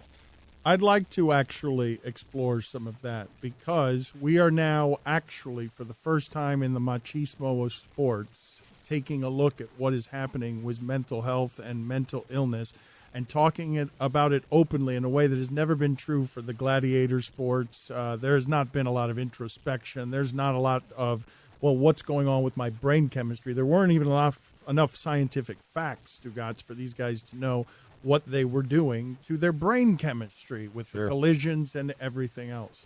So I don't believe, you can't say that we have discussed mental health well in the sports arena, even with Kevin Love telling you that he suffers from depression, when what is happening with Delonte West is he goes homeless and Mark Cuban has to rush in to save him from just total mental bipolar breakdown that ruins the life and the sanity of a man who was good at basketball and made a lot of money. But athletes have tried to talk about it, as you just pointed out with Kevin Love. It's one of those things where people, they struggle to talk about it. They struggle to admit that they're going through some of that stuff, and then that conversation becomes difficult. Okay, well, this is what happens in sports, though, and I understand why Mike is tiptoeing around some of the landmines here, because obviously, and this should go without saying, Kareem Hunt is not a victim here. Kareem Hunt, we're being talked about. This story we're being talking about because of him. He's at the center of it because of someone else being a victim, and it was horrible. And he became sort of a poster child for the idea that you can be great at sports, and if you do this, you're gone. In the Me Too time, when the NFL has decided, okay, now we care about this. We're going to totally care about this, even though our Washington football team, has sexual harassment rampant. We're going to care about domestic abuse, even though we never have cared about domestic abuse. Let's push that over there and say, of course, obviously wrong. This does not make. This is not all of who Kareem Hunt is. It's one thing that happened, and that's the thing we know. We don't know all the millions of other things that he might be. He's not a martyr here. But the next step on this, when your career and everything that you have cared about comes undone because you're in the middle of that movement, you're a tough guy and everything else, but you're in the middle of that, whatever that was, and we don't know what happened between them. It sounds like it was pretty awful, and obviously, and it goes without saying, do not beat women. There aren't any excuses for it. Just don't do that. He threw a kick, I believe. Was she pregnant? I think that was a wonderful bonus detail, I thought, because I understood why he got clubbed for that, because we all understand that that's wrong. But now your life sort of feels like it's unraveling. You are someone who has been not looked at as human because you're a football player. You're another. You're confusing it with Tyreek Hill, the pregnancy. Okay, well, it becomes hard sometimes with John sports, Dorsey, right? It's interesting. These two teams have ties to John Dorsey, and John Dorsey, who's probably going to get a job this offseason, is in demand because in the divisional round you have the Browns and the Chiefs, and he had a large amount of say in building those teams. He would take chances on character risks. Kareem Hunt was in the hotel lobby, I believe, right? Yeah. And he did kick someone, but she was not pregnant. Okay, but so thank you for the clarifications. My larger point is this man plays an unspeakably violent game. This is a man's man, tough guy. I mean, you guys saw everything. You guys saw Titans-Ravens, right? You enjoyed that game the same way I did, where it felt like, oh, my God, these guys are really good at this. And if somebody loses, that's okay. And then at the end of it, all the masculinity is spilling all over the field because the Ravens are dancing on the emblem and masturbating and pooping on the emblem. And you saw what they did, right? Because that was a game. I didn't see them masturbating. It was all of that. It was a game. I miss all of that. It was a game of two dogs fighting, and we all saw the masculinity of the sport there. Yes, a defensive struggle. Dan. Thank you, Stugotz. That's another way to say it instead of the way that I said it. But just to be clear, no one was masturbating, right? I'm not clear on that. I think we did deserve more clarity on it. I'm just saying symbolically, somebody was masturbating on the emblem and others found it disrespectful, and then they argued about it. And Francesa did actually say this. Hey, the Ravens were the better team, but that was classless. Oh, you knew. He's still working that angle. Course, it's 40 yes. years of that angle. Why stop now? I But mean, he's the game, Pope. It was the height. I stopped myself. I wanted to tweet something out, but I'm like, people are going to read into Come this on, as code. I hold just hate on. the Ravens. Wait a minute. It's the height of football. We're still doing this, Francesa. Yeah. Francesa, we're still doing this. It's the height of football, a violent sport. The Ravens were great, but I thought they were classless because they danced on the emblem. Speaking of that game, was anybody listening with the sound on? Because everyone on my timeline, and I heard the audio, and it sounds like he said it. Did Louis Riddick say that shit is electric? Was that on Nickelodeon? No, that's on ESPN. Nickelodeon is no, not because part of the Disney family. but there was there was an F word during the game on Nickelodeon that Noah Eagle, Ian Eagle's son, Nate Burleson was fantastic in that game. By the way, there was an F-bomb that the mics picked up there on Nickelodeon. But Louis Riddick, while calling the game and talking about Lamar Jackson, it seems as though from the clip that I've seen, it says that shit is electric. Mm-hmm. That's great. and just it came out of him because he's got the enthusiasm. I certainly can't play the sound, but can you guys listen to it in private and confirm You guys- or deny reports? I heard what you're talking about. I heard that same clip, and he definitely said shit. That is great. That is a new kind of broadcasting right there. Do you think he got called into an office or anything? I don't think he meant to do it. I think he got relaxed. No, Lamar Jackson will do that to you. The correct? shit is electric. It is electric. The shit is electric. Yes, Who would yes. dispute this? You got me thinking say that it. way because you had Ravens shitting on the Titans emblem. I was like, well, there was and shit masturbating there, and masturbating. but electric Anyway, shit. to get back to what it is that Mike's saying, though, Stugotz. So you're Kareem Hunt, and that's the sport you play, and you're a tough guy. And here, everything that happens in terms of you working toward your dreams, because you've thrown it away by doing the wrong thing, makes you sob in a car. And yes, Mike, that's what I remember about that video. He seemed a combination of grief-stricken, sort of despondent, and also lubed up on whatever it is that he was using to medicate whatever that pain was. Oh, who knows what was going on inside that guy? And I'm with Mike on this. If you could get honesty instead of one of these mythological, just sort of, and it's a redemption story, and he's back in sports, and to get like really to the deep darkness of, hey, where the grief eater? Where were you in there in that moment? Where were you in terms of feeling like you had ruined your life? And like, where, more importantly, where are you now? Right. Because you were pretty quiet after your suspension, and everyone thought you were clean. And I remember it on my timeline. I'm like, well, this makes sense, but it came as a surprise just because you didn't hear anything around Kareem Hunt. I'm worried about Kareem Hunt now. Are you still dealing with that sadness that drove you, no pun intended, to apparently self-medicate and sob to an officer because you weren't playing in a Super Bowl? Is it an actual redemption story? The problem with that is Kareem Hunt probably has no idea where he was at that moment. Probably, unless he's done some reflection and spoken with therapists, he probably has no idea where he was. Wait a minute. So you think that that's just the shell of a man? You think that that what was inside there sobbing? I'm not understanding what you're saying. You think that Kareem Hunt, if you tell him where were you in that moment, I think he's sobbing. Out? I think he's sobbing because he's confused. I don't know how I got to a point where I could do stuff like this. I think for mentally ill people, from what I've read, and Kevin Love did a great job, you will self-medicate, okay, until that medication stops working, and then you have to go seek something that's stronger and something that's better to get you back to a place where you feel somewhat normal. And so I'm not certain Kareem Hunt knows exactly what's going on inside his brain, and I'm not certain he knew exactly what was going on in that moment. Okay, so correct me if I'm wrong, guys. You guys are listening to this, and does this feel, as we talk about it, as apologist as it sounds to me in my ears? Because many people listening to this, I'm assuming that they would just say, oh, that Kareem Hunt, boo-hoo. You did the wrong thing. Get the hell out of the sport. And he did. He had to get out of the sport for a while, and he didn't win a championship with his friends because of that. But you can hear anybody listening to this, Stugotz, saying, oh, give me a break. What's all this humanizing of Kareem Hunt? How about you treat the woman like a human and not do things to a woman that shouldn't be done physically? Well, I think we all agree with that. We're sympathetic to the woman. And I think, you said it pretty clearly, like, hey, keep your hands off women. Don't beat them. Don't do it.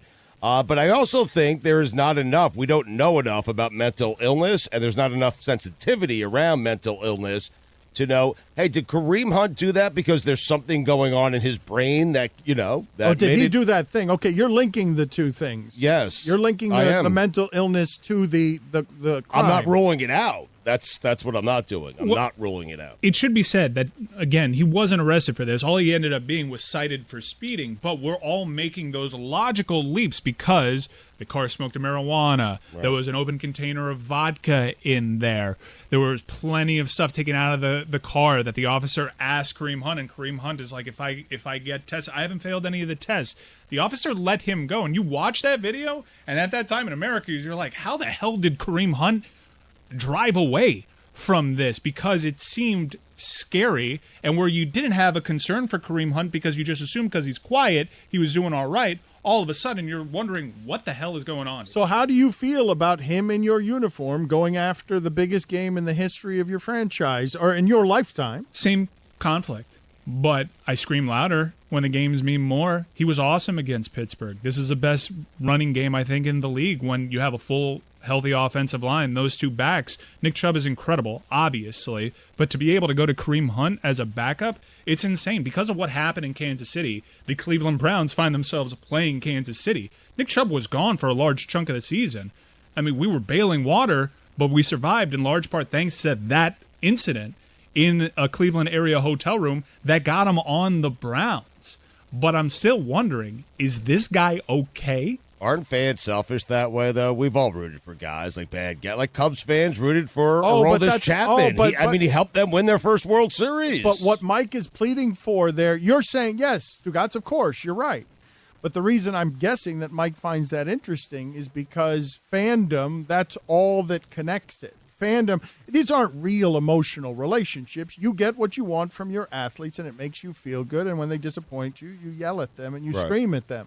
But Mike, who loves the Cleveland Browns, is asking from the middle of a moral conflict. He's asking, hey, am I allowed to wonder about this guy's humanity? Am I allowed to wonder if this guy is okay? Or do I have to stand back and just keep lashing him with, you're the bad guy, this isn't a redemption story, you're a character problem, you're not allowed to sob boo-hoo guy in your car, get your shit together, get out on the football field, make millions of dollars carrying a ball, and then there's the undercurrent of everything that's happening in this country right now where you also get an added boy. Yeah. Get back out there, boy, and just carry the football and just shut up about your pain. It's complicated because we're talking around it and we're not. There's no answer to it, which means it's not good sports talk radio. It probably makes for a worse column. It's a lot easier to do what Tony Grossi did, and credit to the Cleveland beat writers because most of them were like, I have no idea how to talk about this. It's just Kareem Hunt. He's playing his former team. We don't know Kareem Hunt. But Tony Grossi is doing the easy thing. It was like, wow, what a redemption story just because Kareem Hunt is quiet. And what I'm telling you is he was quiet for last season, too, and then he gets pulled over sobbing to an officer because Damian Williams is putting up a performance in the Super Bowl and not him. Yeah, but Kareem Hunt does something like, I'm not questioning your sincerity, but fan sincerity in general when they say, hey, I want to stop and think about whether this moral conundrum, should I be rooting for this guy? Is he okay? I don't think most fans care. They only care that Kareem Hunt makes them feel good and gives the Browns a better chance of winning a Super Bowl, and that's it. That's all fans care I think about. if I'm bothered by anything in this, because I have the moral conundrum, same as I always have, and I'm just thinking about it more because we're in the playoffs and it's heightened and it's Browns fever. I bought so much merch. It's freaking crazy. My Browns are playing Patrick Mahomes and the Kansas City Chiefs, and if they win, they're one game from a Super Bowl. What's the point spread? More than a touchdown. It's 10.5. By the way, take the over on that 56.5. What happened to just happy to be here? I am happy to be here, but I don't think the Kansas City Chiefs can stop the Cleveland Browns running game. Wait till you're I up. certainly know that What's our the defense weather going to be? What's the weather's weather? fine, 40 degrees, but not windy. Do me a favor. You're up 3 in the fourth quarter. You lose that game. Tell me how happy you are just to be here. Well, okay? hold on. Dude, we beat the Steelers. I'm good. Let's backtrack. I'm You were good. just happy to be there. You told me. I'm good. I want to backtrack for a second to tell you a story about Harvin Marison because this was something that happened to me. I fell into that trap, right? If you have followed, God, this is so long ago. These are old man journalism tales. We got to get imaging for that. Like this is the musty stuff, right? When I'm writing columns for ESPN, the magazine, about somebody like Marvin Harrison's excellence and why can't this guy, and I fancy myself the woke sports writer, the enlightened guy, the apologist on behalf of the black athlete. And now I'm writing a column in my 20s for ESPN, the magazine, and I want to talk about Harvin Marison's excellence. And that's all I want to talk about. In a world gone mad where Terrell Owens wants everyone's attention with a Sharpie in his sock, Harvin Marison just quietly goes about his job. And I'm just going to ignore the part about him being possibly a quiet killer, and I'm just going to talk about his football excellence, and we're going to write a column about that. The Colts decline. I mean, it was just going to be a puff piece. It was just going to be feeding the mythology of this. I mean, I was going to write like tapestries around him, and he wasn't saying anything. I was just going to write, here he is. I mean, because you remember Harvin Marison, skinny, just beautifully quiet and elegant in a way that normally that kind of excellence, what we give it is we toss it bouquets and write poetry about it. Oh, and look, he doesn't say anything, therefore he's humble. Or he's a killer. Mm-hmm. Or we had... Be careful. I know, well... You got to watch there's kill stuff around I'm him. talking about... You should be careful. All right, well, hold on a second, because I got in trouble with Bomani Jones a long time ago about this because we turned all of that into a joke. And I haven't said his actual name. Harvin Marison is someone you guys told me to be afraid of, even though he's skinny. He is not a menace by any standard in the NFL physically. You always have to be careful with the guys who are just a little too quiet. Damn, what are they hiding? When the Harvin Marison stuff came out after his career was over, I thought of one very strange headline that I saw on NFL.com. Man, this might have been like the keyword NFL search days. When Harvin Marison was at a Pro Bowl and a fan approached him and he grabbed him by the throat and it was just like a violent flash. And I was like, well, doesn't seem like Marvin. That's right. Harvin. Harvin. 88 wouldn't do that. You're just excellent all the time. You quietly catch passes. Mistaken identity. It was Hines Ward. Weren't there? I thought there were reports. Can you just Google real quick, Stugotz, if you don't mind? Yeah. Harvin Marison, the real name, and Philadelphia, and just gunshots in a wall. I'm afraid to type the real name. Yeah. I mean, seriously. Well, can you then just do all those things I said and figure out a creative way to get there? Google should figure it out if you put Harvin Marison. Okay. I think a lot of people Google it that way. Okay, Harvin Marison and gunshots and Philadelphia, because I don't. Again, we're speaking of a mythology here. We're not speaking of a real person. We have not spoken this person's name, but I'm pretty sure he played NFL games strapped. I'm pretty sure that was something like the last Boy Scout. We just didn't notice. Yeah, that we just didn't notice that at any given point somebody could have died. All right, so I've typed all that in. Harvin Marison, gunshots, Philadelphia. You want to take a minute to read it? We can give you a break. Roy, what's it's for an brunch? ESPN story, the first one that Yes, comes Roy, up. what's for brunch? What are you having for brunch? Corporate Mike is back because we need to do the show, and this is now going to be our governor, Mike. Whenever we wander too far afield because we're doing a 20-minute segment instead of a 5-minute segment, you're just going to, like a dog running against an electrical fence, you're going to hit me with asking somebody what's for lunch? I wanted a sports segment, and I just wanted to explore, which allowed us to be reckless, but I did not want to explore Harvin Marison. I want to explore what's for brunch. Roy? Yeah, so it's up in the air right now because I have to go immediately after we do this today. So it might be some sort of fast food chain today. Don't really know who, but it's looking like fast food today. You have to redo what today, Roy? You didn't seem like you were at all prepared for that question. Look, this is a dog-eat-dog world around here right now, Roy, where executives are climbing over each other trying to get to the top of this mountain. You didn't have nothing there? Like, what do you mean you want to redo? Did I misunderstand you? I didn't say I wanted to redo. I said it was up in the air. I don't know what I'm going to eat today because I have to leave. Roy's playing it safe. He doesn't want to say which brand he's going to eat at because he doesn't know who's a competitor or potential sponsors. But Roy, I just say this. Everyone right now is a potential sponsor, so feel free to name drop, my friends. Roy, is that what happened there? That you didn't want to name a sponsor because you were ever vigilant over the last 15 years of making sure? Oh, by the way, meet, ladies and gentlemen, our sponsorship department. That's Roy Bellamy. He's now in charge of sponsors. Is that what just happened there, Roy, that you were afraid to say a brand name just because for 15 years you've been electrocuted if a wrong brand gets out there? That's exactly right, Dan. And I can tell you this right now. I can name any brand in the world, and we could go after that brand right now. But I'm just going to play it safe. I'm going to see who's going to come over with the money. And right now, it could be anybody. I have a question for Roy, because Roy's really good at giving you like random ads for things. Feel free to tell me this is a horrible idea, because it probably is.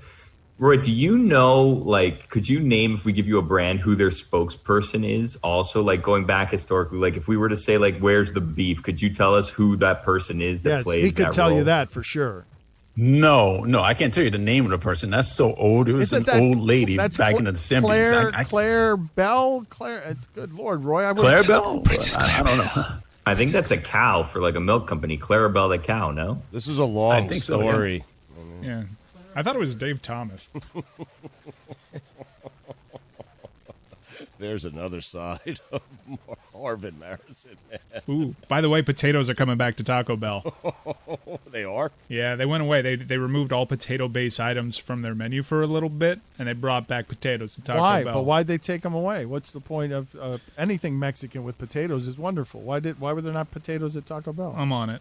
What do you want to know about? I'm afraid to talk about. Yes, I'd rather go there. I mean, what do you want to know? Well, it's because last year they had to shift how the drive-thru works because of pandemic. So it seemed as though this decision on potatoes, and remember, there was a potato shortage during the beginning of the pandemic, so maybe that forced Taco Bell's hand. But I am happy to report, for your brunch needs, potatoes are back at Taco Bell. They're bringing back those spiced fries, aren't they?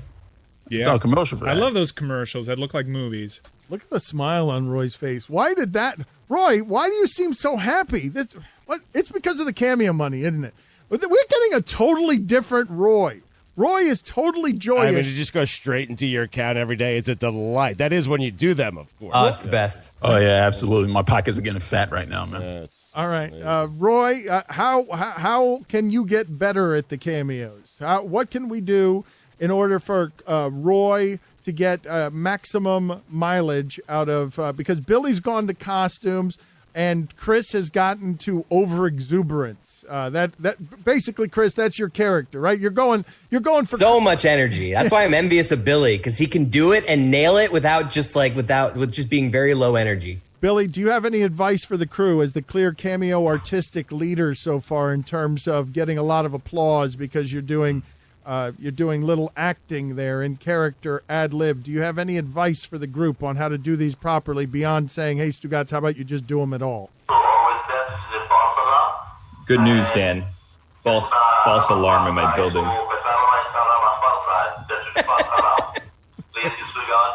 Stugotz. This is a false alarm. False alarm. I didn't know I had that speaker there, but hey, Nice to know. Good news. Yes. Oh, hold on. More here. Espanol. Are you on a cruise? Is it Spanish? Because Yes, Yeah, are you, still are you false alarm languages? in Hold on a Spanish. second. because it sounds like you're in your chateau in Paris right now. Sounds like a captain's message early in the morning on a It cruise. does. It sounds like you're so. It's I think also, we're in French now. hold on. It sounds like it's a pirate ship. It's what it sounds like. It sounds like it's the teeny Arr. echo of. Well, let's see, Billy. Do you think that is something that happens in a lot of countries? A fire alarm that has three different, a lot of cities. Oh, someone's banging on something. Sorry. Billy, what's going on at your house? It's just it was very quiet moments ago. I heard off in the distance an alarm, and I thought that it may be like another building or something. But apparently, it was my building. But good news, false alarm. So we're all good. What were we talking about here? Any advice? Cameo. Any advice you have for the group on what, I got to do one soon. on how I to don't be know. good at Cameo? I don't know how I became the advice person, but I'd be happy to give Chris or Roy or Stugotz or anyone advice. Just feel free, book my Cameo. I'll give you all the advice that you want. I've already learned from Billy. You just take something that they give you and you just ramble for 45 seconds on it. It makes the Cameo seem longer, and it makes You're underestimating the artfulness that Billy is applying to remaining in deadpan character. It's not. That's hard to just ramble. I think you think it comes naturally to Billy right up until you ask him to do it. Have you not been doing the show with him for 8 years? He gives you a lot of ramble when you don't want it, and when you want ramble, you get 4 words and a smile. Have you not been doing? Yeah, there it is. What do you mean? Yeah. 4 words and a smile. Try that out, Cameo. No, what do you mean? Billy being maximum yammering Billy. That's hard work. I mean, Billy, how long are your cameos? I'm averaging, and now I got people starting to complain they're too long. That is, of course, when I do theirs. But mine are averaging at 2 minutes per cameo. Stugotz, how did you end up being bad at this? I thought you were going to crush all of this. Oh, I am crushing it. I mean, people love my cameos. I'm wearing the same shirt. I do it from the same office. I mean, it's a delight. I'm going to start getting high for them. I mean, how about that? No, are you? You're going to start getting high for them. Didn't you promise us the exclusive rights to you getting high on air? Now you're going to give it away on Cameo? Yep. Weren't we going to do that? Well, he's not giving it away there. He's getting paid $150. Exactly. I'm not getting paid anything here. Are you going to make it stupidity or not? Listen, I have put some feelers out there. I'm always listening to you, by the way. And by feelers, I just threw it out there. Cannabis World, I am available. I am free and I am available. Are you going to be able to turn that into a NASCAR? Is stupidity going to become something that just is? Are you going to have product placement? Are you going to do it creatively? I'm telling you right now, okay? We have a CEO in charge. I have felt his power, okay? I have felt what it's like to be on a phone call with him with sales. I am not doing anything. He's got some presence, man. Every picture of him makes him look like a mafioso. It's unbelievable, okay? And so I'm not selling another thing. I'm not missing another cameo. I don't want to do anything until that man says it's okay. Okay, right? well, so I'm not even putting DraftKings on this. All week. right, so Mike, help me out with some of the stuff here as we spin out a little bit and we close out the show for the day, because this is getting harder and harder to do because a whole lot of stuff is bouncing off of us as we do it. I just don't know the rules. That's all. If I had a rule book, that'd be fine. I think you'd break it if you knew the rules. I think our history here suggests that there's been a lot of. I mean, these stories are true. If I take you right to the recesses of everything that we've done around here to get to this very point when we're starting a media company, and it's a hugely exciting time to do it. And Stugotz has got stupidity, and it's a vital thing that people like outside of our world and inside of our world. And we're going to build something now over the course of this free period time when we're also making shows for you. I'll have Dan Patrick on this week on Stupidity, talk about life after ESPN. From a sales standpoint, I would love to paint it like an NASCAR. I just don't know if I'm allowed to. So I have to take your sensibilities into account here. which I didn't do the first week, but I promised to do here. Mike, well, you in week laugh, 2, Mike, okay? and where There are was we a with this? DraftKings spot that showed up. It surprised me when I was listening to it. I thought I had all the sales Mike, inventory. okay, I mean, Mike, that's what I thought it was mine to Mike, sell. That's And what by I the way, thought. I love DraftKings. They've supported us since day one. Go for it. I think Dan overthinks commercial sponsorship when it comes to podcasts too much. People just sort of accept it. I think more people are concerned that we don't have sponsors. Yes. Okay, hold on a second. Just let's end the show here because I want people to see what's happening with us. I just want you to stop bleeding, man. Okay, I but- mean, I know you. Listen, you have no reason to believe me, none of you. But I'm telling you, I am doing this because I want Dan to stop Okay, spending money. No. Well, No, whatever. that's helpful. That's not Whatever. it. Whatever. You want the money. I did. I thought I had all the inventory 100% of it. I love you. I did. You're the most honest relationship I have because everything that comes out of your mouth is a lie. Thank Like, you. At least you know. Just Good. stop. But- Like you're just wasting words and time when you're saying, "Oh man, I care for Dan." When it comes to this, Okay, well, but can You're I? right. So, in letting everybody in on the warts and all stuff on a night where Stugotz and I had a back and forth, because look, man, this is an emotional time for us, and all of us are just sort of wrecked by what's going on in the country, combined with the fact that our loved ones and the virus keeps getting closer and closer, and there's a lot of fear, and we're all in an unbelievably stressful time. I don't know. I think we're sitting right now trying to make you laugh, fooling around about Cameo and free agency, trying to take you away from all of the bullshit going on in America. I think that we are sitting in the middle of the most stressful time any of us have ever known as a country. We're sitting right in the middle of it now, where none of us are really sure, hey, nothing's going to happen at the inauguration, right? Like nothing. We're going to be able to protect ourselves and freedom and all that stuff because this hasn't gotten quite so messy with all this Frankenstein monster has wrought in terms of showing America its true self at the underbelly. Because we can blame him all we want for being, an orange racist turd and stuff, but all he did was maximize the power and profit in tapping in to how we hate each other and turned it into something all in front of us at the same time that we could see is like, oh, wait a minute. So you don't believe in freedom at all. And you're going to accuse me of not believing in freedom just because you're sitting here physically and actually attacking freedom in a way that kills a police officer and busts his skull with a fire extinguisher while, waving Blue Lives Matters flags and not having the sense of smarts to even see the irony in that, the funny that you've brought to this tragedy by being such a reckless group of oafs that you graffiti this place and you had some sort of plan, but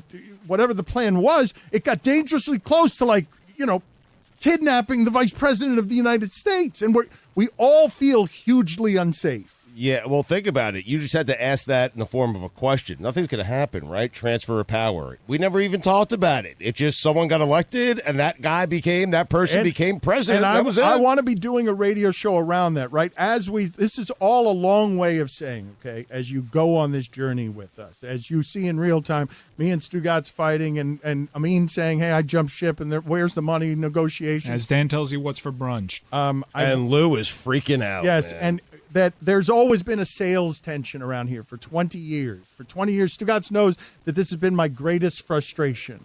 That I would say that the one place in my ESPN career where John Skipper said no to me is that I was one of the last remaining journalists in print journalism who wasn't doing You can just say that. You can end that sentence there. Mm-hmm. One of the last remaining journalists. In doing live spots and doing advertising. I didn't want to do it. But in order to get to ESPN, it's a compromise I had to make. I did not want to make it, but I had to make it in order for all of us to get to ESPN a long time ago. And now the story comes full circle, and John Skipper comes over here to work with us in a way that's going to help us build a company. But for 20 years, Stugotz knows that my greatest frustration is that the advertising in this game has been terrible. It's always live spots, boring, no creativity. You mean in radio? This game is different. This is podcast. Yeah. Okay. But you understand what I'm saying. I come from radio. I'm doing a radio show right now. I'm not doing a podcast. I'm doing what we've always done around here, a radio show. Yeah, but you're doing a podcast. I know. I'm not. We don't have to have a who's on first routine. I know you know, and we always refer to it as radio. And what I feel like we're doing, I've always referred to as a radio show, but you're coming with radio baggage, and podcast is a different animal altogether. But we're making that shift in real time, Mike. Yeah, but Dan, I think what Mike's trying to say is we can get creative with the ads. We could drop the ads in a way that you would never even know that they're being done. You'd never hear it. On radio, ads would legitimately get in the way of us doing our show. It would be part of the framework of the show. You would have to toss to a cashier sound, and Stugotz would go into a spot, you'd do a transition, and then you would sit as you try to collect your thoughts from talking all day, more talking about commercial products for 5 minutes, and then you would have to reset with a spot at the start. It's totally different with podcasts. We do our show. We could have 1 million sponsors on this podcast right now.